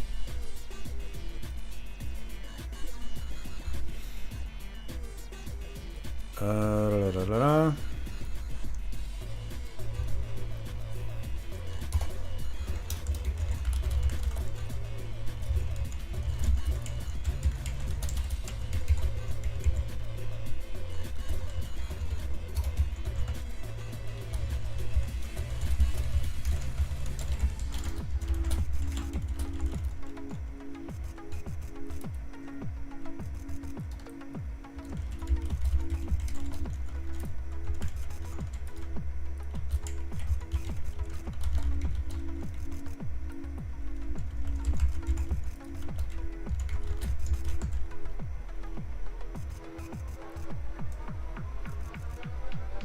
You know what? I think this is where you draw the line. Just remembered, I don't know if you saw poster in the spoiler chat, but you can unlock Sage and Limsa and Reaper and Old Dot. Yes, I did see that, and I think I actually posted exactly that yesterday when I first saw it. I might have posted it right next to yours, or yours might be fresher, but yeah, I did know about that. I was very well aware, trust me. Oh, Cade's calling. Alright, we're gonna have someone else on the stream. Yay. Oh, hey-oh! Hello, friend. How are you, my friend? I'm gonna kill this music because it is very loud. I'm doing fucking great today. Fantastic. Now, you are on stream, just so you're aware. I assume so. I would figure no less. Fuck! No, I'm kidding. Immediately just starts random Like, tirade.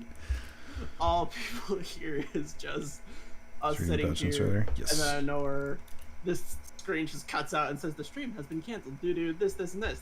We're so sorry about that, and it's a symbol of Twitch support. No, all it says is just Angie Potato Rage. I will never stop giving you shit for being a potato. I'm not sorry. I know. And I deserve it so, even though I'm not going to be a potato for... It's going to be a hot minute before I switch over, but... Yeah, I know. I'm still endlessly going to give you shit. Yeah, it's fair. Bellier finished the Shadowbringers patch content. Cool! I know we finished the main quest. I didn't know you finished the patch quest. That's good. Fantastic.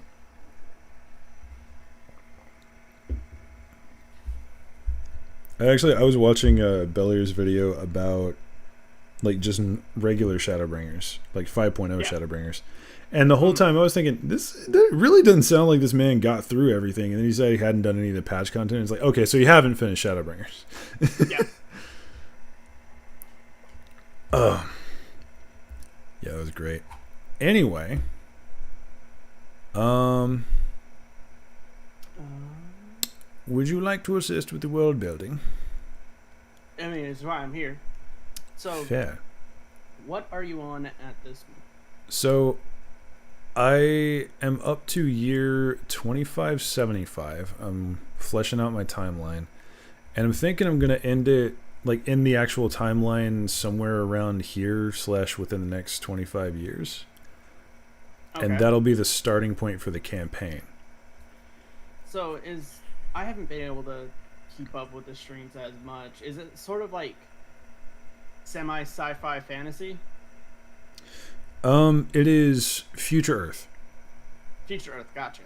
Okay, so just to run through it, because I know you've been usually busy or occupied or working when I've been doing these streams. For some fucking reason, my timing is god-awful. But basically, as it boils down, an asteroid, later known as the Ark, impacted the Earth over the Marianas Trench. It either released or carried with it an unreasonably incredible amount of magical power, which then began to infect Earth and sort of seep into everyone. That caused absolute chaos. The Sanctum Groves were founded after the first druid, who eventually became a godlike figure, decided that we need a safe space with all of this chaos going on. Mm-hmm. So humanity essentially huddled there until they could make Hawk City, which is the first floating city. After Hawk, they made... If I remember correctly, after Hawk, they made Eagle, and then sometime either between those two or right after Eagle was finished, they got into space, popped a Lagrange station down, colonized the moon, and then just kind of spread out into the stars. Not necessarily the stars, but like the rest of the solar system. We're still local. Okay. Oh hell, what are you saying? Oh, he just posted a vid about the patches. So Bellier's like legitimately done with all the patches. That's awesome. Premise kind of reminds you of DCU, huh? Set this an asteroid instead of Brainiac. I mean, fair enough. I haven't exactly watched any DC stuff, but makes some sense. But anyway, so at this point, humanity is spread out to the... there's a bunch of O'Neill cylinders floating around Earth as mass habitation. There's O'Neill cylinders kind of floating basically everywhere that humanity is. It's sort of our portable pastures, if that makes sense.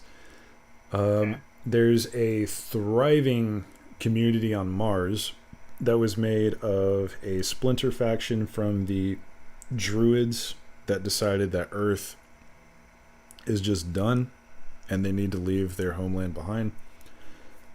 There's a bunch of research stations and various small colonies on asteroids and moons like Europa, Titan, etc. And two more things. There's the Lagrange Stations, which are a full-on neutral nation that act more or less as arbiters of everyone else, and sort of the center for politicking and also some research. And that is that quote-unquote nation is called the Lagrange Accord. Yeah. And it is headed up by the Reclamation Alliance, which is kind of like my answer to the United Nations. And it was the Reclamation Alliance that originally helped with the Skyhome project, which is the floating cities, and got people off of the Earth. So they're kind of like the almost like a Union figure, if you remember Lancer lore. But then there's the Skyhome cities themselves. I also think of like Halo's UFC. A little bit, but less military. Because Unicy is 100% the military, I know. Yeah, it is a military... I want to say a military autocracy, but I don't think that's accurate. Does kid know about the deities that we came up with? Do you know about the deities that we came up with? You mentioned the one where it's like a cat or something? Yeah. Mr. Fluffles. Mr. Fluffles. Mr. Fluffles the Deviant. Yeah, I know. The whole thing is a meme. But yeah. You would self-insert yourself as a cat, of all things. I mean, I usually self-insert as a semi-all-powerful godlike figure, so I figure this is an upgrade. Well, I'm more meaning the fact that what, self-insert as an asshole? No, as a chaotic cat that is just fucking around and messing with literally everything. Why is it not capturing audio? Yeah, basically. Okay, so that's the general gist of everything I think I've covered. What we're working with right now is there are a few like splinter factions that are kind of extremist, but one has popped up within the last last 30 years or so, that call themselves the Chosen. They revere the Ark as a religious object. And their entire point of existence is to essentially remove humanity's influence so the Ark can have its way with what's left of Earth. Okay. So, the very last entry that I have, and this is kind of leading up to the very end game, is... Actually, let me start with the previous one. So, year 2560. While the Skyhome Nations and Sanctum Groves refused to call support in fighting the Chosen, they were attacked by the Chosen previously. The Lunar Wolves, which are the sort of overarching enforcement branch of the Reclamation Accord, sort of like a separate military. These would be the UNSC, actually. Okay. Because they are technically independent. But the Lunar Wolves keep tabs on the conflict. They resolve to respect the Skyhome's policy of keeping to themselves until things escalated. This kind of goes back to something I mentioned like way earlier in the timeline. The Skyhomes, once formed, essentially decided that they are going to be completely self-sufficient or fail, because they were still in a state of pretty notable resource scarcity. So they just decided that, okay, we're not pulling any more resources from space. We are going to make or break on our own with the people around us, or not at all. Okay. So, very independent. During a routine supply run to the L1 station, or the Lagrange Point 1 station, which is like a trade hub, a transport went nuclear and destroyed nearly half of the neutral nation's trade hub. The Lunar Wolves launched a preset reinforcement team to each Skyhome to assist in counter-chosen operations, and immediately began anti-terrorist ops across the board. It turned out to be a universally unpopular decision, as it resulted in near martial law. Unfortunately, it also turned out to be a necessary one, as chosen operations begin all over the solar system. So the chosen are now making themselves a pain in the ass for everybody. Everybody. Yes. Merlin, who is one of the deities, he's a member of the Order of Balance, whose entire thing is maintaining humanity's past and all knowledge, essentially, and innovating for the future. They're lore nerds, basically. Yeah. But Merlin, like Merlin should be. Yeah, Merlin is a kind of a version of Bahamut. He's a dragon.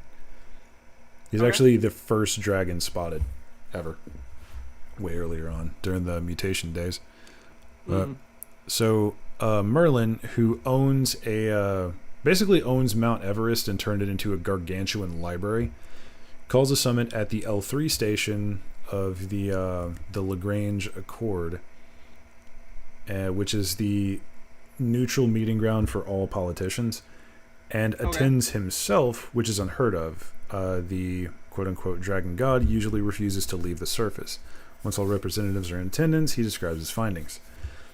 The chosen revere the Ark as a god, and something about either their timing, their worship, or the fact that it was there in the first place has actually spawned something resembling a godlike figure.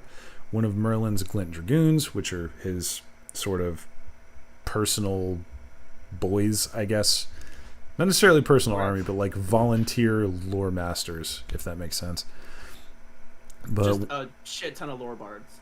Well, it originated from when Merlin was first creating the library at Everest. A number of experienced Lunar Wolves, which are like the badass of the badass, volunteered to serve him as kind of retrieval experts. Okay. That they decided to self-organize, and since they were like elite troops, the Glint Dragoons became elite units. So these guys don't play around. But one of Merlin's Glint Dragoons on a scouting mission to retrieve information witnessed a communion with what appeared to be an eldritch abomination made of either energy or psionics. The operative barely escaped with his life, but was also one of a 12-man team. His allies were killed in the escape by the deity. Merlin then reports the existence of multiple deities spotted as a survivor fled. It appears that Earth itself is under occupation by this seemingly alien threat. And that is the last line that I wrote. Oh, crap. People are talking in chat. Self-insert would be a hermit living atop a mountain for whom the heroes must complete a series of trials, mostly for his amusement, to access a MacGuffin they needed to fight the BBEG. That would be something I kill so fast. I'm gonna be honest, if I was a player, bruh. Would it be a self-insert? Probably just be an NPC who provides the party with a safe haven to rest and recover. Aww. Version of Merlin and what he represents reminds me of Khadgar from WoW. I have no idea who that is, but cool. Fire player would lean heavily into spellcasting since that's what I do. 10 when I play any type of RPG. I mean, it is kind of lore friendly that there are a lot of magic casters here, because the entire planet was permeated with magic for a long time before people left. Anyway. So far, that actually sounds pretty freaking solid to me. Yeah. I do need something in the way of like a response to this, though. Yeah, that's what I'm kind of thinking of right now is...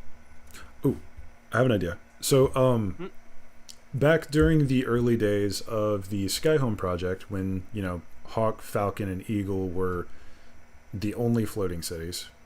Yeah. And then eventually they manufactured Tiger Bear and Rattel, and then those helped create even more. There's like 12 of them now. Yeah. But in those early days, there was something called Pathfinders, which were exploratory specialists and kind of spelunkers almost that help scientists go down and study the ever-changing surface of the Earth, but also assisted in the escort of like supplies to space so they could do construction shit. And also work pretty closely with the Lunar Wolves during some ops. So in the current time, Pathfinders are actually seen as kind of pointless. Like most people have decided at this point that Earth is a lost cause.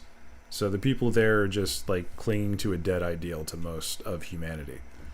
But now that this is a thing, I'm thinking that's kind of the start of the campaign. Is they're just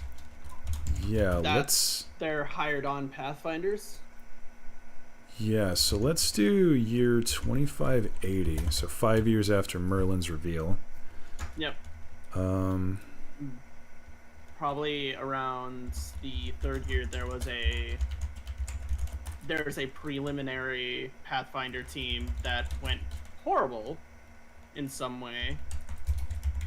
Maybe even then, that's like an unknown of what happened to that team, because they just sort of lost contact as soon as they went down. Yeah, that is getting into specifics though. The timeline, I want to like.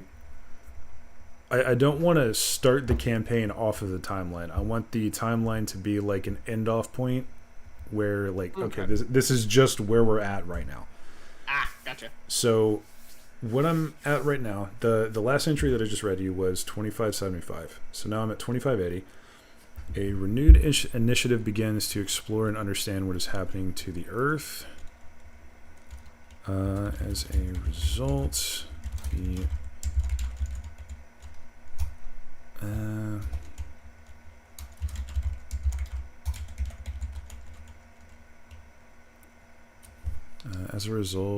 Pathfinders. What's up, Worm? How you doing? Just helping Devious create some lore shit while I play random games in the background. Hey, what did he a worm? Yeah, we're basically nerding out right now. I'm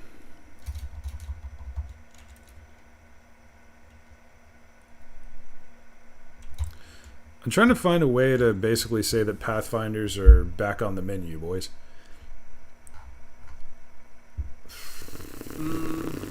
Maybe it's like one of those colony ships you're talking about just kind of more or less became an adventurers guild, just the center of where like, Pathfinders go for. Well, yeah, maybe? Falcon's already going to be like that, and in fact, all three of the original cities are kind of going to be academy cities by this point. Okay. So I'm trying to find a way to word it that doesn't sound maximum cringe. Yeah. Oh, I was having a rough time this morning, man. I was like, oh yeah, I'm gonna fucking write up Alex's stories. I'm doing it now, damn it. I'm doing it live, and I feel horrible. And then blue screen. Oh, why? Because first draft, you know. Yeah, fair enough. I mean, dude, first draft is never great.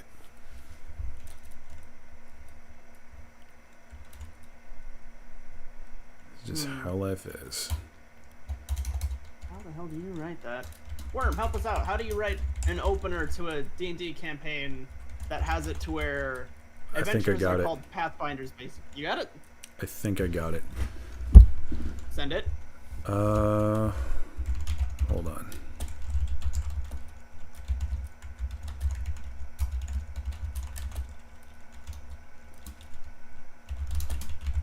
Don't you dare crash on me, game, you piece of shit.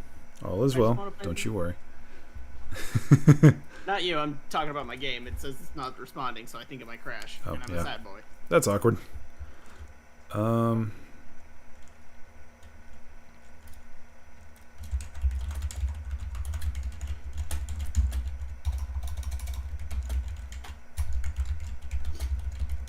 Oh right, there's a cutscene in this, and for some reason, every time I try to have a cutscene, it just does not work. So I'm just gonna close it, reopen it.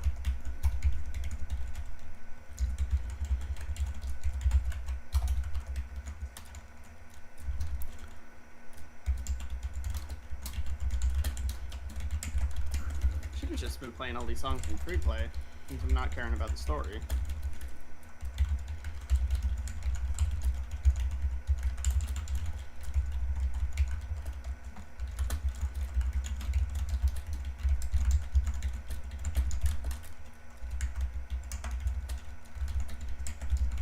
Trying to write a new character earlier. He's positive and thoughtful, has a zest for life. 2 paragraphs on his entire clan plus wife was dead. I don't know what happened. Bruh. Worm! The fuck, dude? I feel like that's so many of us, though. Like, all of us are like, man, we're gonna have a very happy character. And then we just write the saddest shit. Okay. I think I got it. Okay. So, year 2580, and this is where it cuts off. This is present day. Yeah. A renewed initiative begins to explore and understand what is happening to the Earth. The Lunar Wolves begin a publicity campaign to renew interest in the Pathfinders. Given a common threat and the potential to strike at its source, plenty of would-be adventurers respond and volunteer. Hawk, Eagle, and Falcon cities dedicate themselves to housing, teaching, equipping, and supplying this new generation of Pathfinders as they unravel the secrets of the Ark and its strange charges. Yeah. That actually sounds pretty good. That would whet my appetite for a campaign. Holy shit. Yeah. I'm proud of that one. Damn. Ooh. Need a call to action? There you go. Damn. Bruh, I was surprised my damn self. You know the funny thing, though? Campaign won't even revolve around the Chosen if I have it my way.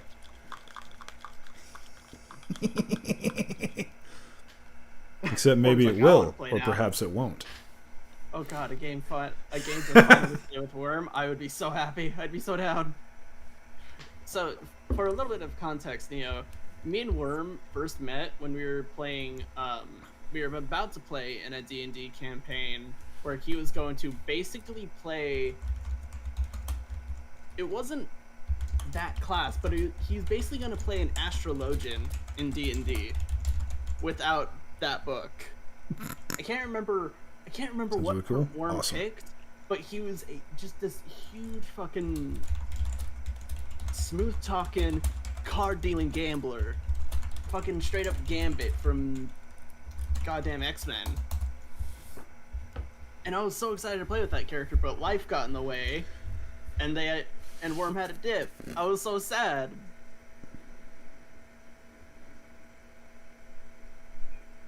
Kadar is basically the wizard who knows almost anything about the current plot, but participates very little in the actual conflict unless he actually has to. Okay, that makes sense. Sorry, I gotta rechat at some point. No, you're good. Oh, here we go, Hell.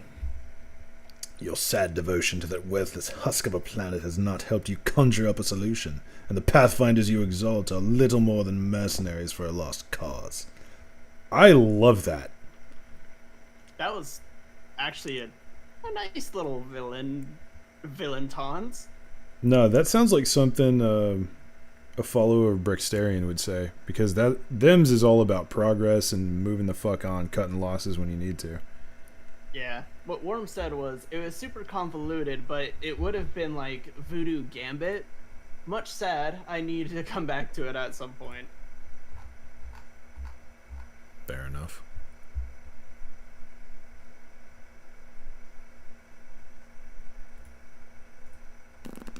Oh, you know what? That is actually what I can do.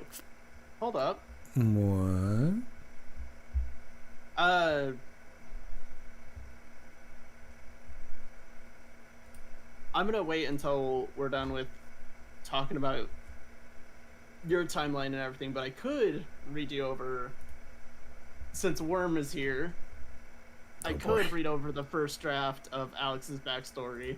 Oh, that would be interesting.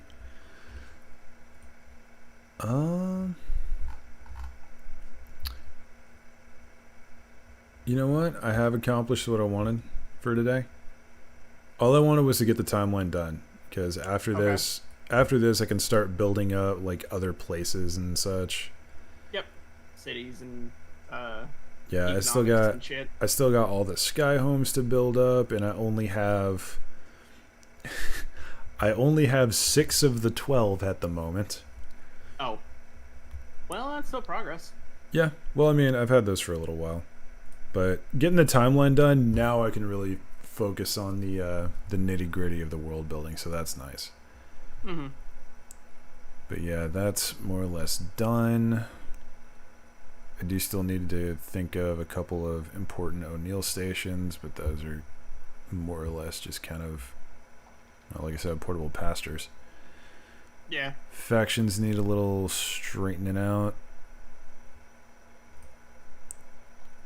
I am going to have so much work still to do, but that's fine. This is the fun part. So, Miles, since we're here... Oh, shit. Oh, yeah. Alright, let me get it up for stream real quick. What are you thinking? What are you talking about? Oh, you said while you're here, so I thought you were talking about the Alex thing. Oh, no. No, this is the other thing. So, what other thing? Basically what's going on here is I'm assuming that Miles is going to want to play in this game eventually. Oh, shit. Oh, yeah. So, You motherfucker. You motherfucker. I will rain hellfire upon you. So basically what I'm doing here is Miles is going to help me build Rattel City. Okay. We don't have to do it now, but any particularities you want to throw in about it? Because, like, keep in mind, each individual city is sort of its own culture, almost. So, like, between the 3 big ones especially, Falcon, Hawk, and Eagle, they're wildly different in how they go about things. Well, that I would... To answer that, what do I want from it is kind of... Because there's a lot of directions I can go here. Yeah. Especially with what you already have. I could go with, like... I know there's those pastures, but I could just go with... It's a very, like, rural, just a very simple rural community, you know? It's built on sort of the fact that it's there for more everyone there, and just I could make it a very simple, nice place to go to cool down after. Sorry, you said rural shit. city, and my first thought was, you realize that this city is literally floating through the air at all times, right? Yes. Okay. But, for my best example of what I mean by that, have you seen The Orville? Have you seen what? A show called The Orville. It's based on Star Trek. I have not. Damn it. Well, there's an episode in it where it is this huge vessel, but when you go inside of it, it is like its own planet, just its own sustainable thing. And it's it's basically an O'Neill cylinder. Exactly, and that's what I could go with here. It's just that you go in there and it's like you just got out of the city, you know, and you're just driving down that rural highway, just a big old plot of farmland everywhere, and with a small little village right in the epicenter of it. Okay. Slight pause, by the way. That way. Sorry. Austin said, kind of curious as to how the classes are going to work. Are players going to be FF jobs or standard D&D classes? I'm going to go with both. Basically, the way that I'm working with this is things are so fucking weird, everyone just goes full send.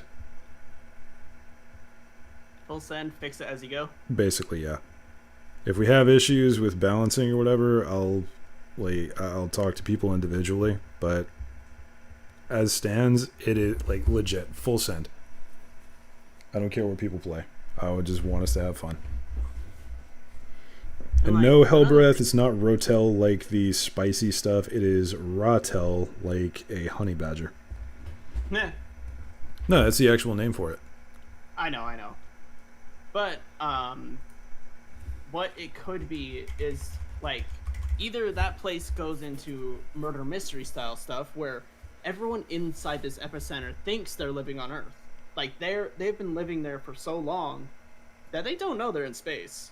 Like I could just straight up rip from the Orville there, where those people just don't know they're in space. It's actually Or not in space. I might have mixed something up by. Oh wait, yeah, I mixed something up by hearing the colony and Mars thing. Sorry about that. No, all of you're the good. floating cities, or the sky home cities around Earth, they're literally just floating in the sky. They're not in orbit. They're just in the sky. Oh yeah, then I'd probably just stick with it, just a rural town in the sky, with that supplies a lot of food, and like trade to other sky cities being the most, like, what's the word? It has the most food coming out of it. You know what I mean? No, that actually makes sense because the when Rattel was first launched, or very shortly thereafter, the Sky Cities would have wanted to go more independent. So having a food-centric win, that would make perfect sense, actually. Yeah. So let me just throw this down here. Food production specialist. It doesn't have to be in any particular order, because I can organize this later. But so yeah, this can have like shitloads of hydroponics.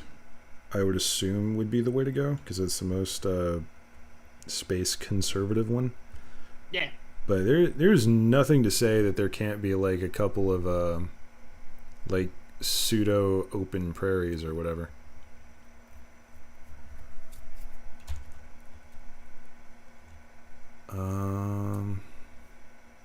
And then another direction I could go is that it's just a...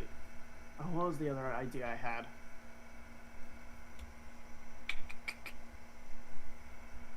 No, don't blue screen now. That other idea was also an interesting idea. Fuck! Well, you think of that. Do the sky cities have environmental barriers like a sphere over the top that keeps the environment closer to sea level despite being miles up in the sky? Usually not miles up in the sky. Usually it's, I would say like about the city's length above the ground. So usually fairly close to the ground, but it does have some kind of barrier around it. I'm still working on the logistics of that. It is going to be magic based or magitech based, but there is going to be some kind of barrier going on. Environmental control necessary for food. Yeah, there's going to be ways to do that. They're not fully enclosed though. These are all more or less open. And it is kind of a thing that people who are not from the sky cities will, or people not from the sky homes, they will come there and they will be perpetually terrified that they're going to fall off. Meanwhile, other people are just yeeting themselves around on chains and ropes and shit like this is Tuesday. Because it is. Yeah. Sorry, didn't mean to interrupt you. This is No, good point. Good point. You're good. Thanks for My bringing brain that up. is just... I'm trying to spitball more ideas for this, but... Yeah, you can I always literally- change it later, man.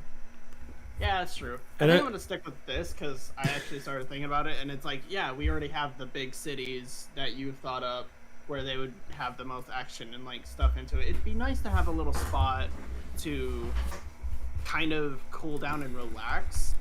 And that's also what I think could be a advantageous thing for the place. It's like a sort of vacation spot for people who work or live in those other cities. That's what they kind of use it for, a place to go, relax, enjoy some really good food. And I think that would be also another aspect that it has the economic benefit from, of it is the place to go if you want to have a badass meal. Okay, so I'm going to throw down rural town vibe, common vacation spot / tourist outlet. Yeah. And I'll even throw in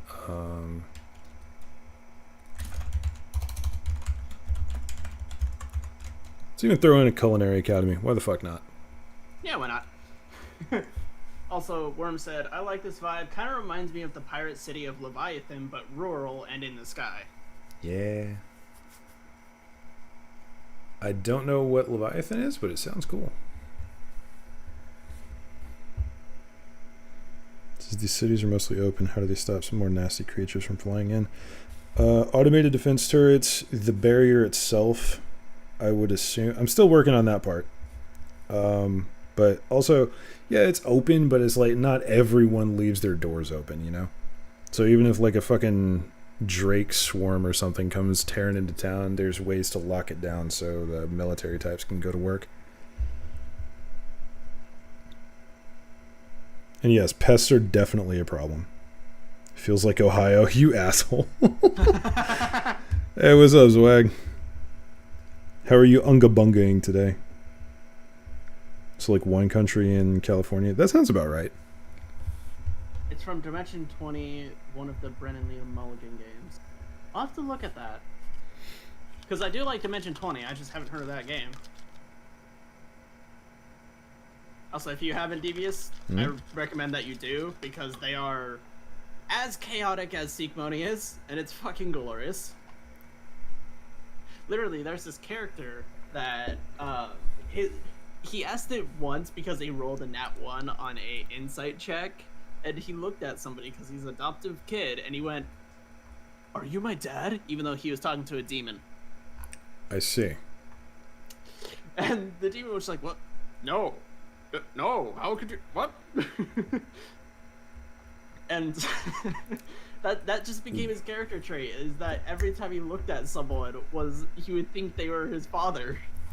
Every time he incited someone and failed, he would just straight up ask, "Are you my dad?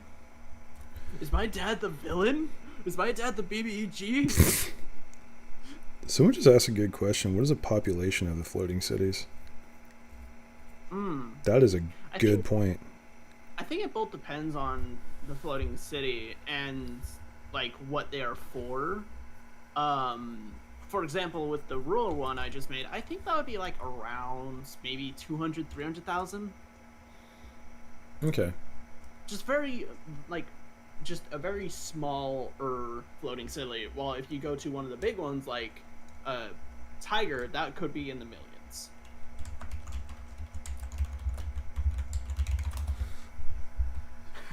Worm, at one point he failed the roll so bad, he asked, "Am I my own dad?"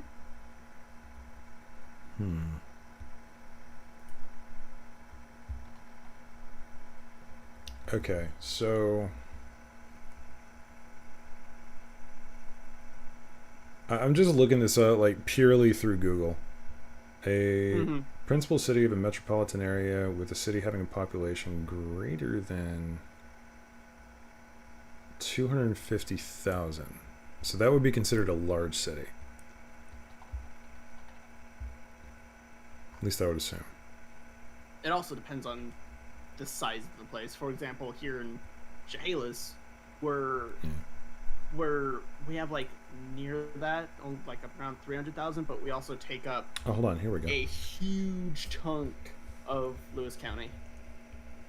Looking at the wiki for the census. So the most populous city for 2020 at least was New York with almost 9 million. So that would be like absolutely breaking shit level of crazy. You also have to think of like population growth too. Yeah. But at the same time, the way I wrote it, the original like cores of the floating cities had a crew of 50,000, but I was considering that more or less skeletal. Okay. So I'm thinking normal operation flat out of the gate with no additions at all would say about 100,000 for normal population on the big ones. Okay. But now we also have to consider the fact that let me hop down to Falcon. Falcon has 11 added on sectors, which are pretty sizable chunks, either close to, if not bigger than, the original core.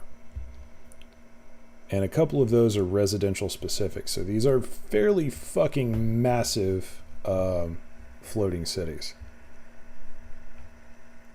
So we could be ranging from like 3.5 to like 6 mil.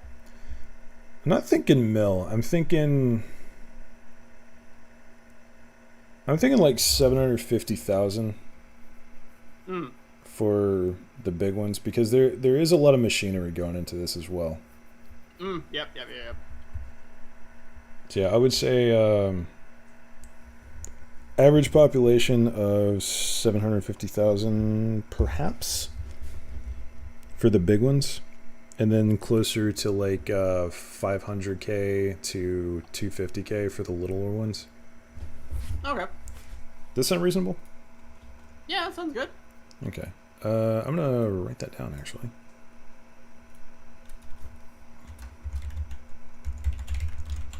Let me do some math real quick too. Calculator.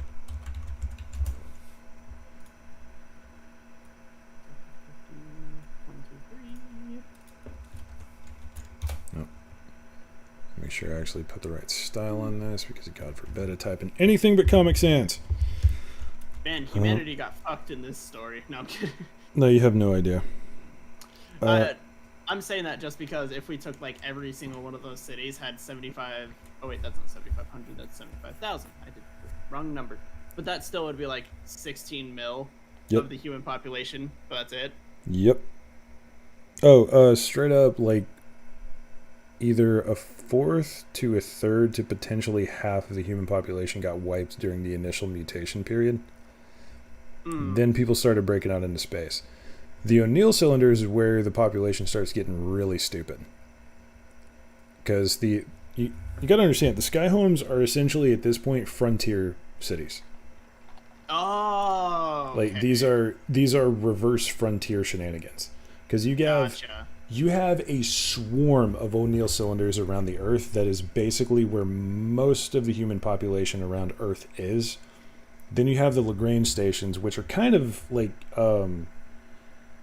freaking Prince Valerian in the City of 1,000 Worlds, or whatever the hell that was.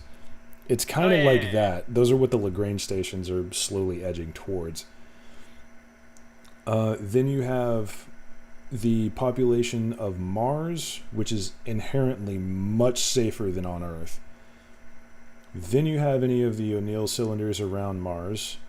Then you have all of the colonies in the asteroid belt on various moons, and then the research stations and whatever else is going on in the black market / under the table sort of deals. So humanity got fucked, but it has bounced back significantly. That makes a ton more sense. So average population for first wave, which would be Falcon, Hawk, and Eagle. I think we said 750,000. Yeah. Second wave, what did I say, like 500 or 250? Yeah, that sounds about right. So 500,000 to 250,000. And then I can work on third and fourth wave later.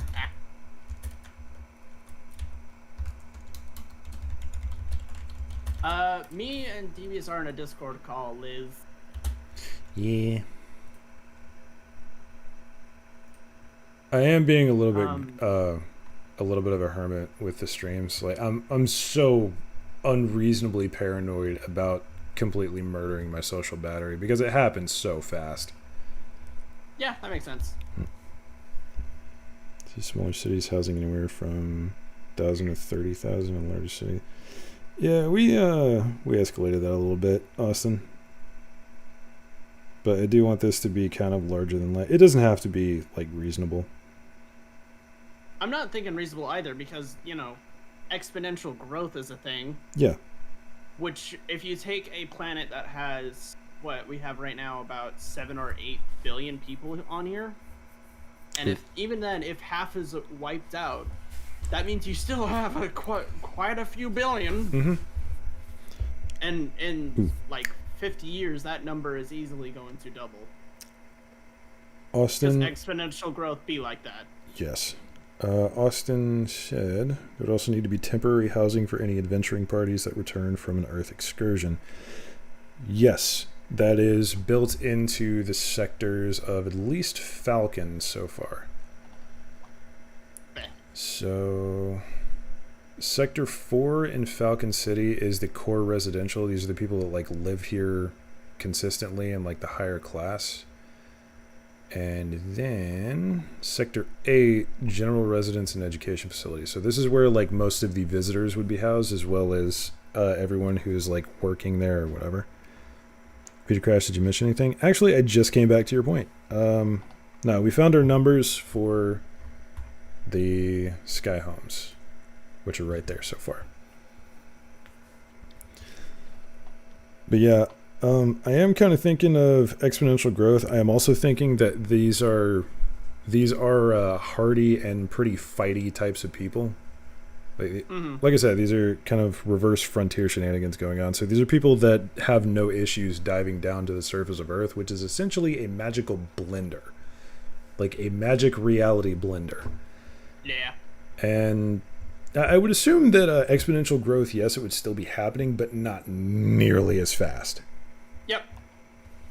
And also, I would assume there would be a decent number of people that are exporting to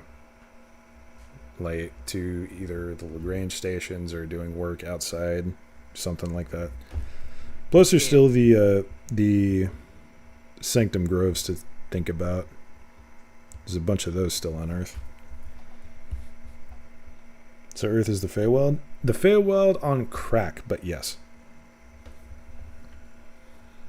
And with a nasty hangover.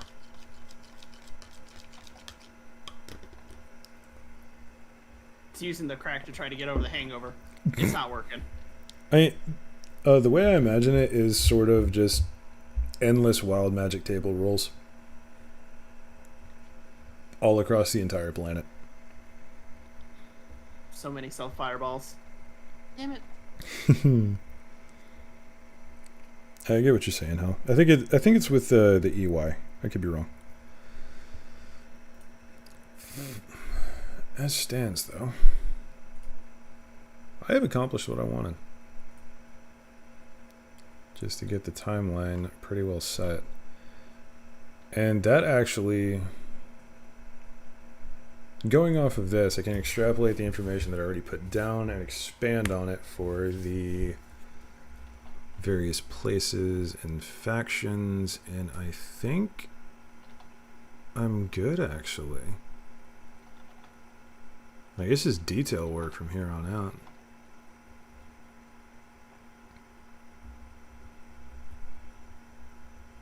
We have our timeline. Hell yeah. Can you easily imagine fake creatures taking residence in some of the Sanctum Groves? Oh yeah, definitely.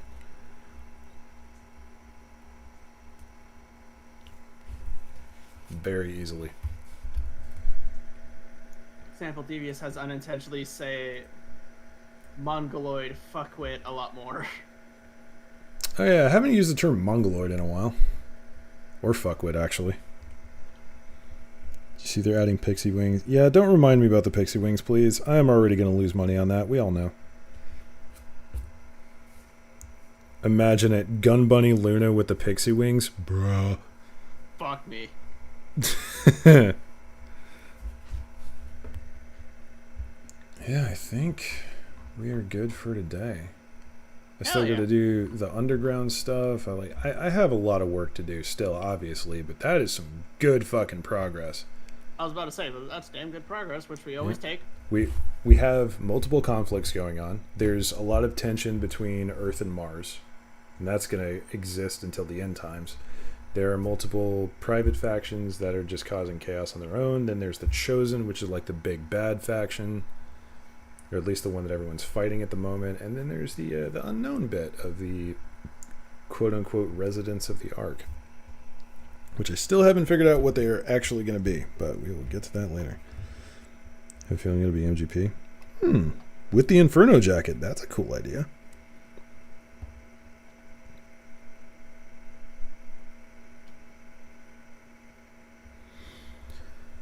Like, just last night, I called Baz a Mongoloid, and he said, I miss talking to you because of shit like that. Excellent. There'd be magical mutations that change the animals or plants on Earth. Oh, yeah. All the time. I am going to have a lot of custom creatures. I can't fucking wait for that, honestly. Yep. No, I am going to go hog fucking wild on this one. I highly recommend My dog is about to start barking.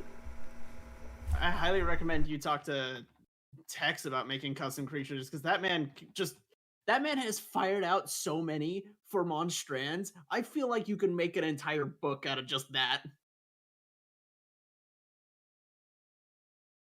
Fucking the boar ape thing he made, and then the spider that has the face of the thing it was born out of. Fuck that thing. Sorry, I'm waiting for my dog to stop barking. No, you're good. I'm just gonna rant about Texas and his insane ability to make creatures just shotgun blast them out. Fucking bat that eats your dreams. God, there's so many. Hell, the man's... Oh.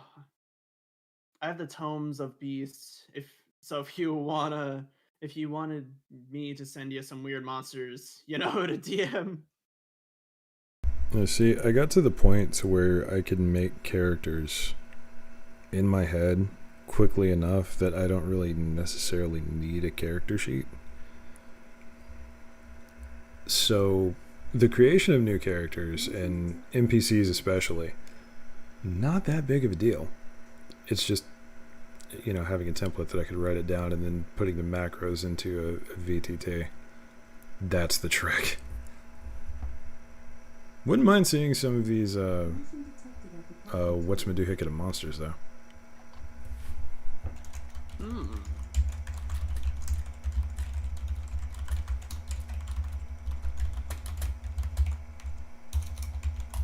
We might have a Neo joining us. Ooh. Sent them a personal invite. Welcome to VC if you like. Homie just asked where.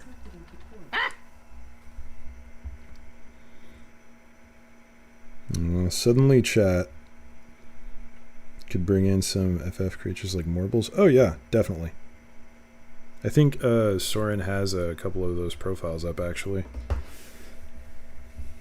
Walking plant monster that sprays disease and whips people with tentacles. Yeah, it sounds like a Morble. Many dreams have died because of a baseball bat. Since it's sound-based detection, players can attempt to sneak around. Oh yeah, I love weird tactics like that. I was like, oh yes, this thing that is extremely threatening but does not have eyes. Another thing you could do is make a creature that takes off exhaustion. Yeah, that's true. For example, it's like it itself is extremely weak, but it is that exhaustion factor that makes it so scary.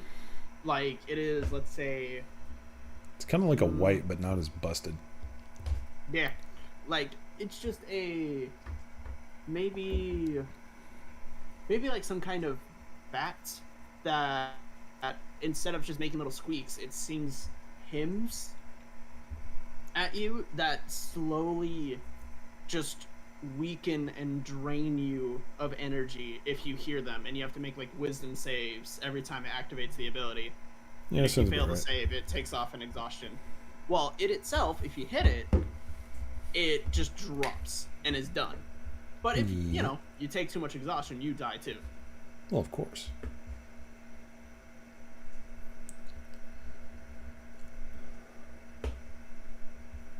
And my dad is home, so I have to be a bit quieter. But it's okay. Mm-hmm.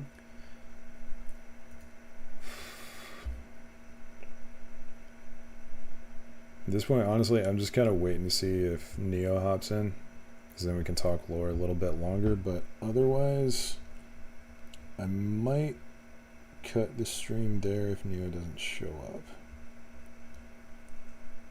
Okay. Because I am starting to get a bit tired, and I want to be up for when Endwalker drops. Yeah.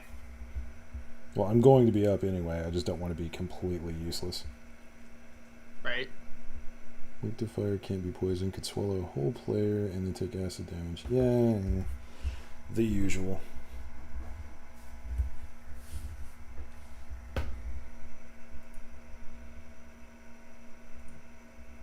Oh hey, Lizzie just sent me a thing from the Tome of Beasts.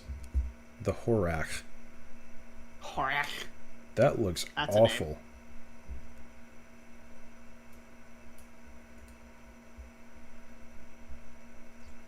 Shadow Stealth. A Horak can hide as a bonus action if it's in dim light or darkness. Fine. Standing Leap. That's fine. What makes it so dangerous though? Just high hit damage? Yeah, bite, I guess. Oh, it bites out eyes. I see.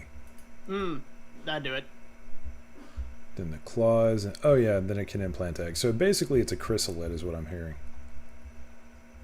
And it's got 160 hit points. Fucking A. Oh, damn. And it's only medium? Bruh.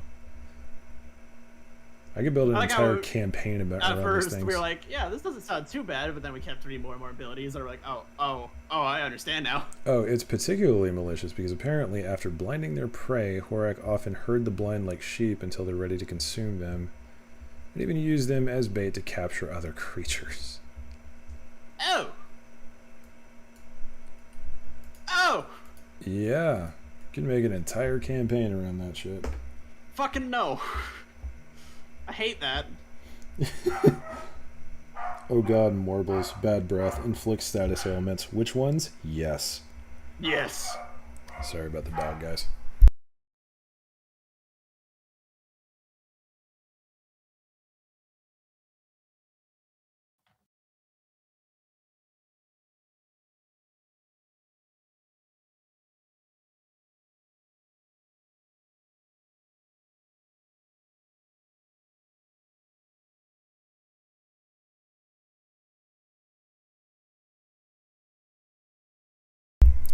Lizzie keeps sending me things from the Tome of Beasts, and all I can think of is, this is awful. Thanks, I hate it. Yeah. Can't imagine the paranoia that Devil inflict upon the players with mimics. No, I don't use mimics. I use psionics. Yeah, Mind Flayers is where it's at. No.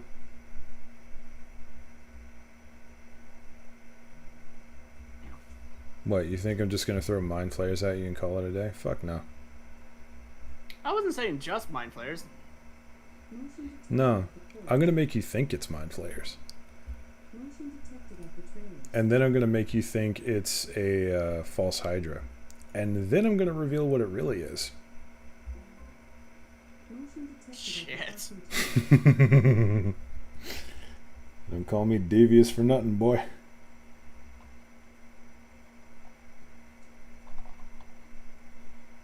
D&D mimics have a pox spell. Mine do.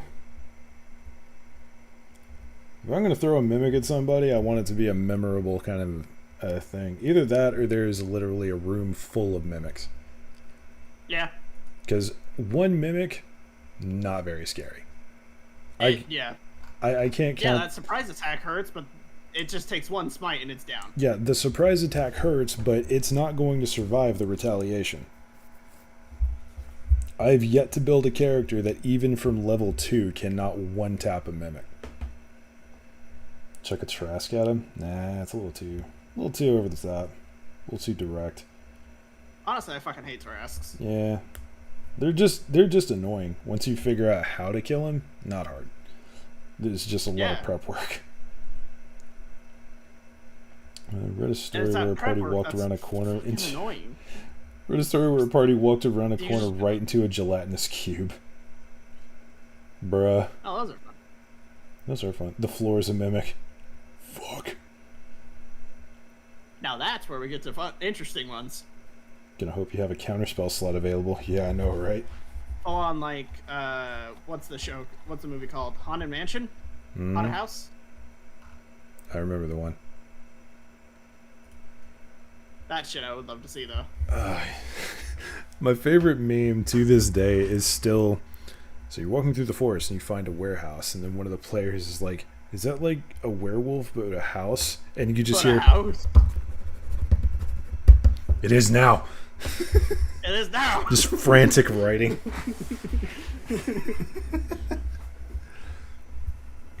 The floor, a mimic. The door, a mimic. Your party member, also a mimic. The building is a mimic. Everything is a mimic. That's how we feel at Seek Moni at this moment. Walk into a tavern,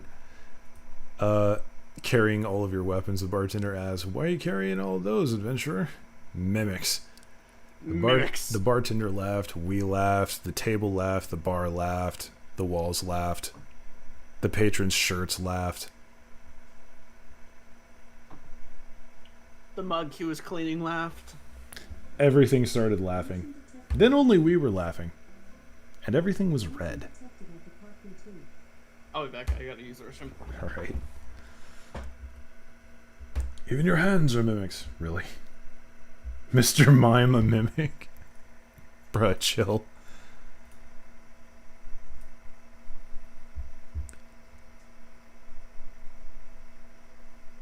Okay, Lizzie, I gotta draw the line at Eel Hound. That's some interesting shit. Not sure how to consolidate that one. So would it be a Mr. Mimic? Bruh, why are you like this?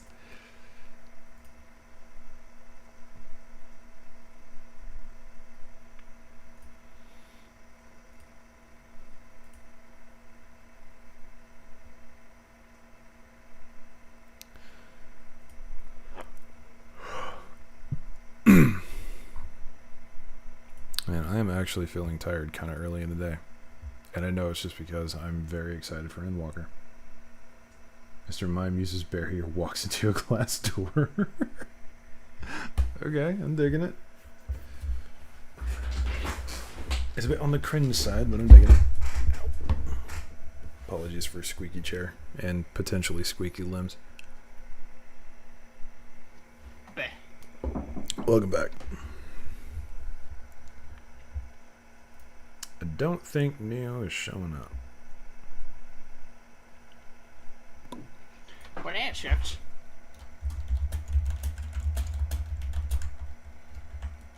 Could be that they're still at school / work. I'm gonna just ask a homie if they want to jump in. You know the rules, and so do I. Oh shit, homie's in chat. They in the chat. Wait, what?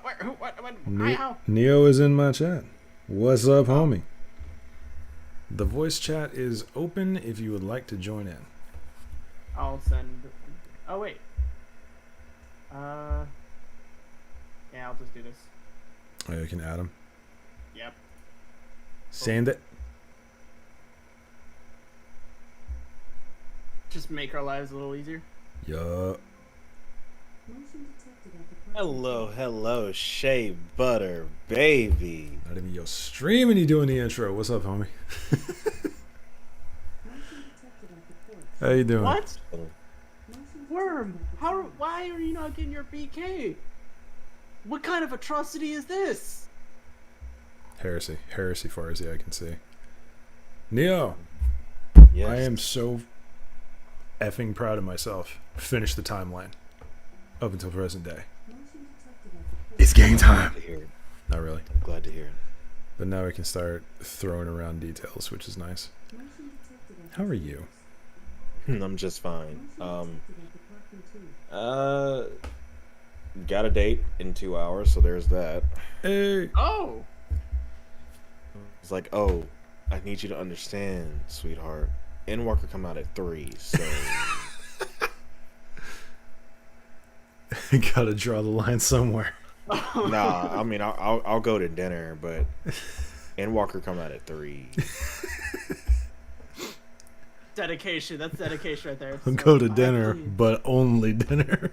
I mean, like, if you wanted tonight to be tonight, it's not gonna be. Endwalker come out at 3. I need you to understand. And it's nothing up against you, but Endwalker come out at 3. Oh God, no. It's gonna That's be all I've been repeating saying. that That's that all phrase I've for been a saying while all now. day. What? That's Hey, what you doing after work tonight? And Walker come out at 3. Endwalker come out at 3. That's literally all I've been fucking saying all day. So This is like a word personal just said mantra. that their Burger King, they sent it over to a homie's house, and when they got there, it either That's had my not been homie's delivered or they got scammed. I'll be honest, if I order food and the food don't get here, I'm about to kill somebody. I'm about to say someone needs to die. Someone gonna die. I'm gonna get my food back whether you like it or not. If I have to pull it out of your stomach, that's your problem. I'm hurt. No, worm. It's alright. Is Wayne Brady gonna have to choke a bitch? Where are y'all seeing Worm talking at? My chat. Yeah, Kay's streaming Oh. and I'm streaming. Oh shit. Okay, let me. You on 2 streams, homie? I am indeed.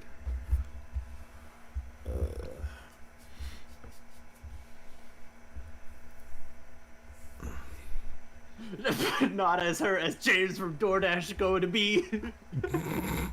Oh, good God in my. Oh, no. Yep, that was a yawn. No, damn it. Not yet. Yeah, why do you think I have 3 energy drinks stocked up ready for this? Oh yeah, I'm Those are about to. so fucking bad for you. Oh, I know. My heart is not gonna be working tomorrow, but I don't care. Endwalker come out at Some 1. high schooler gonna die tonight. Woo! Exactly. Endwalker come out at 1. Endwalker come out at 3. And Walker come out at 3. Nah, I'm about to, like, as soon as I'm done with the stream, I'm gonna probably just go flop into bed, set 12 alarms, make sure my ass up. Every so often I keep I have an idea. every few minutes I keep going to there it is. Oh god, this is why I play on console, y'all. I already have just the patch downloaded? installed. I already have the patch installed. Oh, it's up? God. No. I already Oh, have God the damn patch it. installed. He's just a lucky. They're just a lucky bastard. That's how consoles work. They let you pre-download stuff, and as soon as it's Yeah. the day, it gives it to you. So you don't have to deal with the download. Oh no. I I'm gonna will try it see again. y'all. I will see y'all in Endwalker. Is what the fuck I was saying. All You of know us what I'm saying? all of us are doing the let me in, while Neo's just strutting on down. You know, Already the song, already queuing for the first dungeon. Fuck out of here, boy. just riding with that fucking song. No, and no one can tell me about the way I use my walk. I'm a woman's man. No time to talk. Music loud. What? Somebody hey. explain to me right now why I have Cyberpunk 2077 still installed on my PS4. That seems like a you problem, Holmes. Somebody explain. I mean, okay, here's what I'll say about Cyberpunk 2077. Hold on. Like, Don't mind I me had just playing more Animal fun- Crossing as I listen to you ramble about stuff I don't understand. Oh, there it is. That a real trooper right there. Thanks, homie. Like, I'm sitting here. Okay, so Cyberpunk, right? Yeah. I had more fun in the goddamn character creator than I had playing the fucking game. Playing the game, yeah. Mm-hmm. Like, I built the sexiest V ever. She had a big ass red afro, like obnoxiously big. Like, how was that even practical? But anyway, so She was fairly fine. she was beautiful, fucking beautiful. She had these fucking long ass fingernails, and then I would make her like box motherfuckers all the time, so the fingernails would be in the screen. It was fucking lit. It was lit. But anyway, I have yeah, a lot of complaints about Cyberpunk. we all do, kid. We all do, big And cat. my thing was actually the funny part is just the way I took the story, because it wasn't the No game spoilers. I itself. still have not finished it because the story is. I was enjoying the story from what I played so far. I will say the story you can actually get into. You gotta look past a few things, but it ain't bad. A lot of things you have to look past. Yeah. But I was actually genuinely enjoying the story, but the way my ending went really fucking triggered. Like, I was pissed. Got the download going? Wait a minute, Austin, you got the actual game download going on PC, or are you on console? This is important information. Yeah, because us console players have access to it. The PC Immediately players opens the should game. not. They did say that it would be available a few hours before hit time. I think we are allowed to download it, yeah. Because I just opened it up and it's starting some download shit. See, I literally just tried it, and I got a cannot verify version error. Oh, that's a normal error. You just have to reopen it. I've gotten that a lot. Okay. Yeah, unable to perform version check. Yep, there it goes. Starting to download. Nice. So why am I getting the error? Because fuck you, that's why. Oh, never mind, it's updating. Okay, there you go. Neo's V was sexier than mine, but mine had a fat ass and sexy cubia, Bruh. sexy abs. Mods for the win. Oh yeah, there it is. There it is. Oh, Pally Boy Yep. on the front page.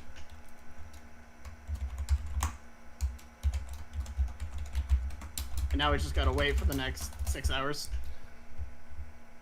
That's fine. Let me see. I would do the nap strategy, but usually naps don't coordinate with me and my body, and they force me to hibernate. Yeah, like if I give my body the opportunity to sleep, it's gonna be like, okay, we got him, boys, ladies and gentlemen, we got him. You come with me, boy. There it is. We got him. There it is. Hopefully you guys can see it. Rambling. Hopefully you guys can see it. The download has started. Hopefully it doesn't completely myrtleize my my frames and shit. I mean, you're capturing text, man. Yeah, I know, but my internet connection can be extremely finicky. Oh, okay. Gotcha. All right, so that's going. I am satisfied for tonight. There we go. Neo, There it is. since Yeah, what's we up, player? here and you Oh. like the world building wizard, I am indeed. Yes. I have 6 sky home cities, which is like the floating cities that I told you about, right? Yep. There's supposed to be 12. Okay. Oh, for fuck's sake. I'll be back in a sec. I'm gonna let this download. My fucking things, everything's crashing, so I gotta use the least amount of internet. Fair enough. Be right back, boys. All right. Basically, I was saying, did you want to, would you like to help me name a generation of the sky homes? Because they are made by 3s. They're made by 3s. Yeah, so I'm just going to come to terms with the fact that I'm going to have to repeat a lot of this shit. So, like, made in 3s? So, Is that what you're trying to say? the way this was done is the original 3 sky home cities were Hawk, Eagle, and Falcon. Those were the first wave. And They are the largest. So those are kind of like capitals, and they are basically the heads of their own nations at this point. But they have produced other sky cities with their onboard manufacturing stuff. Mm-hmm. So, case in point, Falcon City has manufactured Rattel City, and I'm still trying to figure out if Rattel manufactured the other two or if Falcon did it personally or some shenanigans going on there. But basically, each individual city produced other cities, and each nation, heavy air quotes, is kind of a cluster of 4 of these cities that are on a constant circuit around the Earth.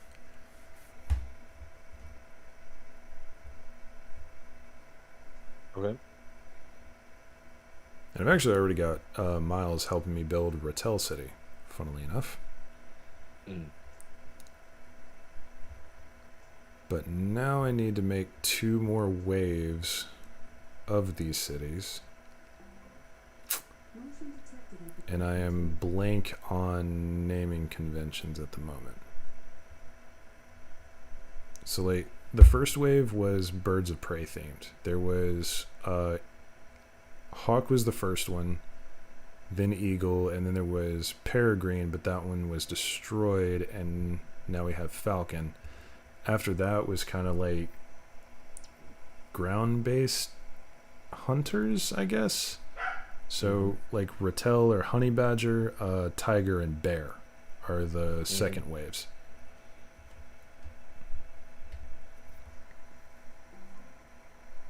So now I need 2 more waves.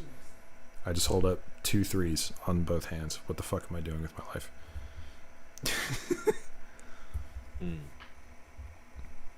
This is interesting.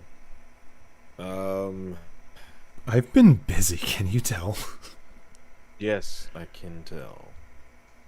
It's a little bit overwhelming, actually. Sorry, I didn't mean to put you on the spot like that. No, it's fine. Memento, poor favor. Cade's Robotic Net is playing Final Fantasy 14 online. Hey. Damn it, I love my internet. It's already almost halfway done.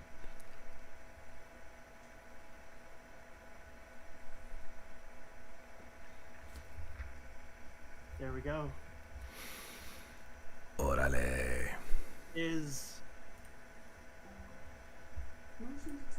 That actually downloaded rather quickly. Yeah, they said it was supposed to be a 10 gig update. That was not 10 gigs. No. Maybe when you actually open the game, it'll do the full thing. Maybe. Well, no, it usually does it after the login on the launcher. Ooh, True. Maybe there's another layer to the that's update. Not good. What? What happened? Oh, never mind. Never mind. It's it was. These are old emails from Sony. Oh, okay. Oh, So it concern. was like, so about that pre-order that you ordered. Oh, There's gonna be a no. delay with that. God Don't you damn it. dare! Don't And you I was fucking just like, dare. oh no. Feel But your it heart was stop. from 11/24. Yeah. Nah, like legitimately, I was not okay. Yeah. About to be real hot.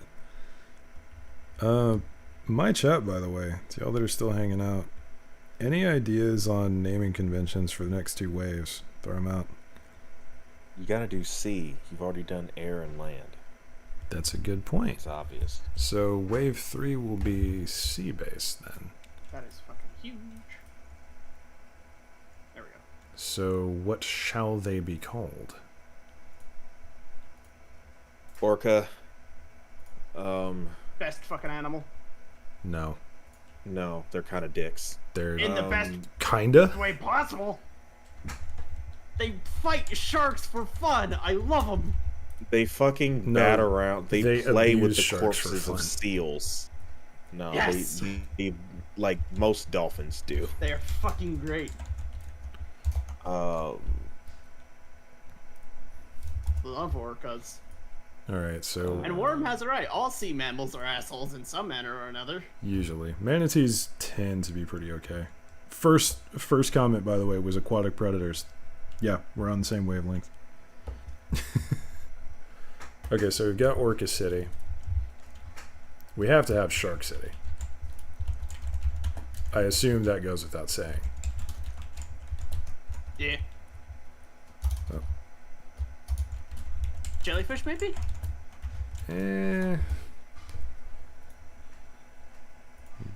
long for the name.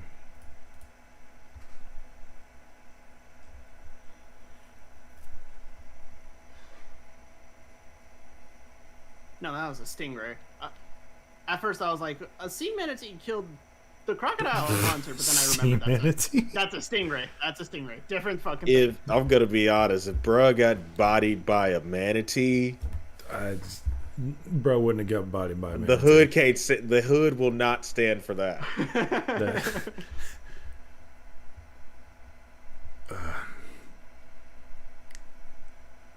Okay, so we got Orca and Shark. There's got to be something else.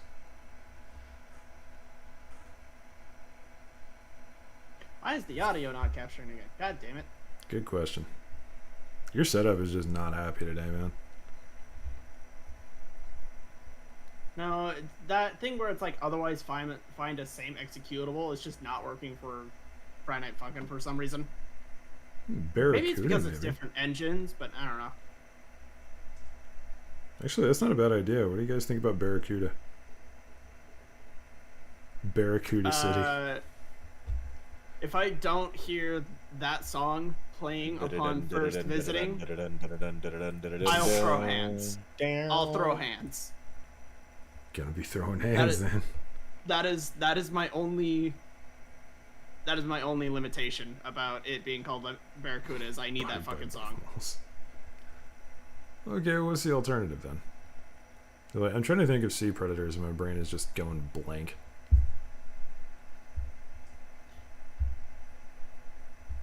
It's not a predator. Well, it actually is a bit. What's the crab that punches the shit out of people? That could like stop your heart with its punch. Actually, wait a minute. Why not Crab City? And that could be like a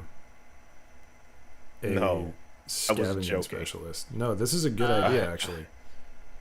Because like crabs are really good scavengers. So having Crab City be like a tech reclaiming city kind of thing, or like a scavenging or junk specialist almost. Yeah, it could be that one shrimp as well. That I think it's called what's it called? A mantis? Oh, that's what I was thinking. A mantis shrimp. The mantis shrimp. Yeah, the one that literally fires itself like at the same velocity of a bullet.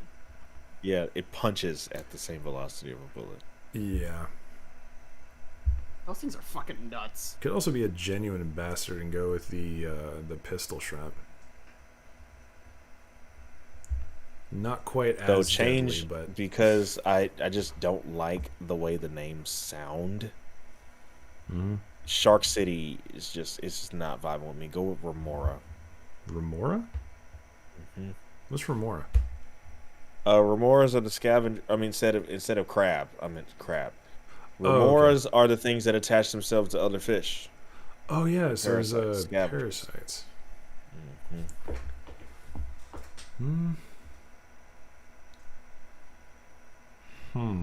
God, these things have horrifying mouths.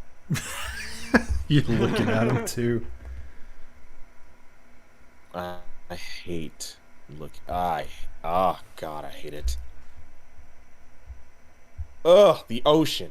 Good God. I know, right? And you decided to play fucking Subnautica.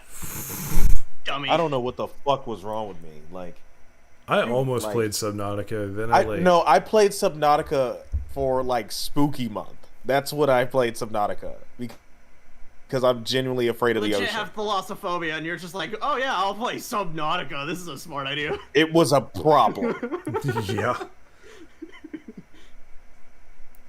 Very much so.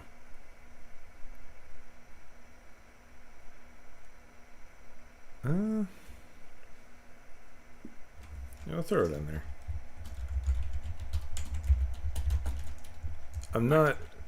I'm not terribly thrilled about that name, but yeah, you're probably right.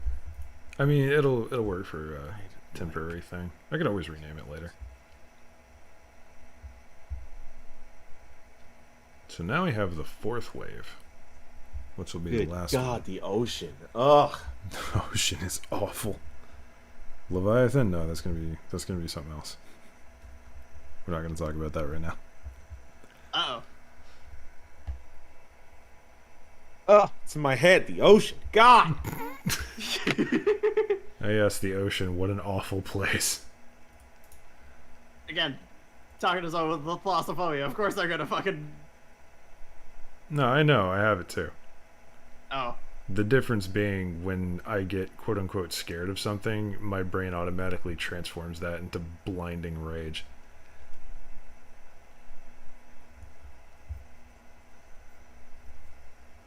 It's just deep, bro. It's just shit in it. It's so much shit in the ocean that we don't know about. Mm-hmm. Fuck ton of plastic, too. Yeah. Sorry. All right, so fourth wave. Fourth wave could be predators that burrow underground or something. I feel like that's a little bit too niche. Yeah, man. Go for...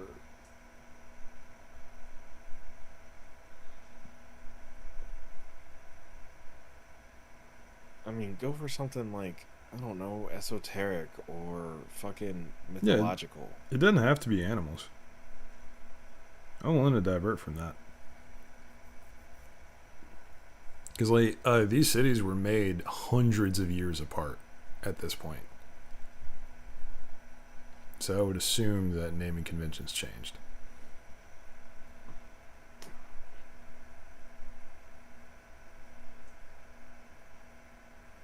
Mithrilia? What does it even mean?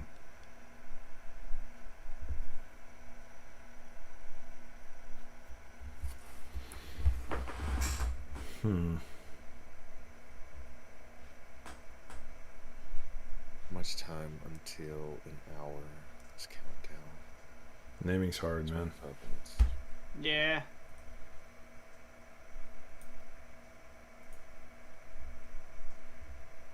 Well, the update is supposedly done, so that's nice. Volcano region?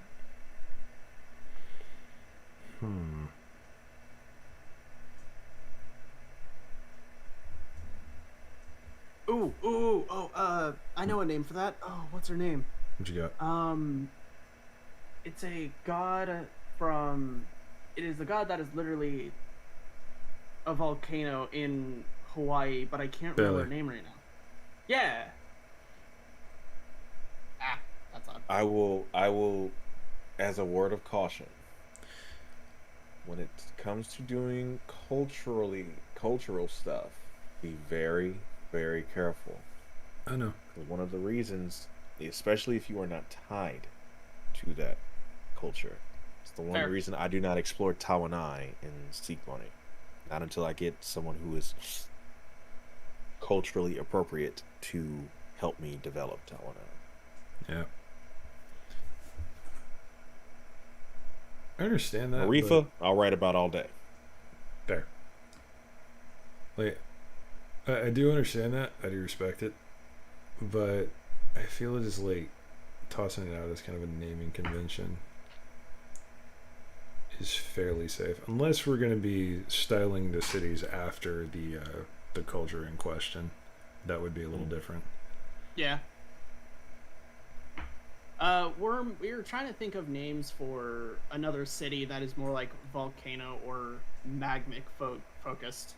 Well, maybe not that specifically, but like, I'm looking for a naming convention. So like, naming consistency across 3 separate names for 3 cities. And I'm just going blank.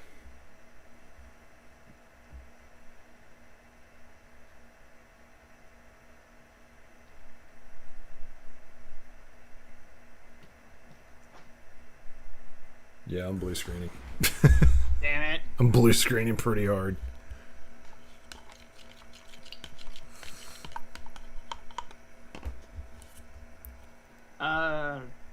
What kind of cities though?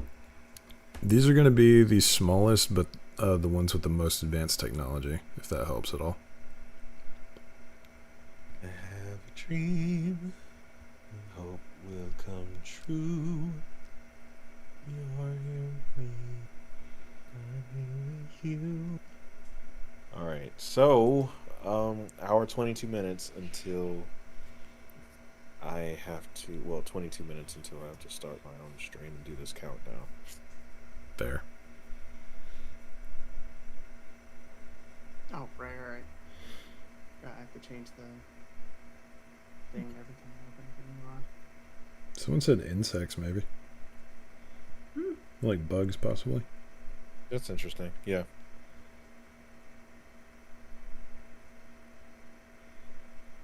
Not a bad idea.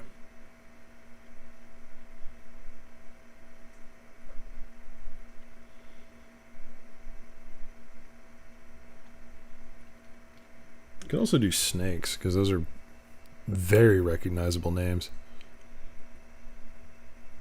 I think that's more like pilot-y deals.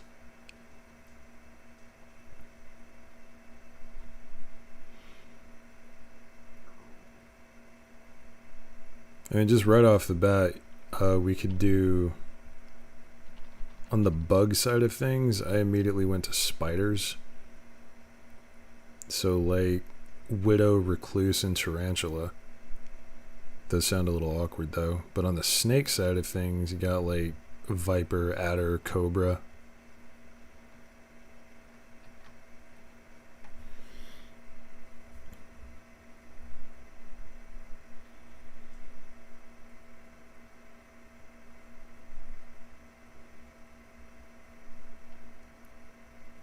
I don't know. What do y'all think?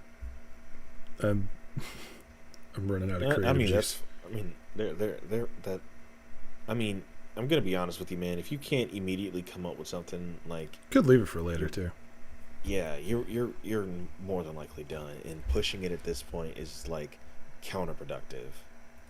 That's fair. Because to be honest, what I would have done had I not been able to think of like this last subset of cities would have been deleted. Wouldn't have even worried about it. Would have went back and changed it to where, oh, there's only these 3 sects of cities. Yeah, I could still do that. Yeah, I would absolutely have done that by now. I have plans for these cities. There is quite a bit going on in the background that I'm not mentioning on stream or to anybody yet.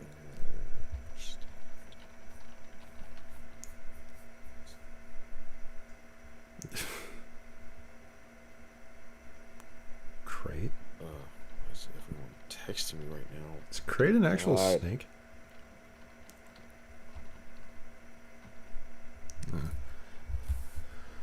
Okay, yeah, I think I'm done for tonight. Good tracks. Sounds about it. I'm done streaming. I'm still gonna hang out and bother you guys for a little bit if that's okay. Fair enough. Yeah, to my stream, thanks for hanging out, guys. Neo, Cade, thanks for stopping by and helping me lore nerd. Yeah. Always. Yeah, if anyone is interested in Jan's stream stuffs, go check out, I believe, Cade's Robotic Nut at Twitch TV. Yeah. And Twitch TV / Neo Soul God. Go give them a look. But yeah, I am out for today. I shall see y'all when Endwalker drops. Y'all get some rest, because I'm going to try to as well. For sure. Y'all have a wonderful day. We'll see y'all next round.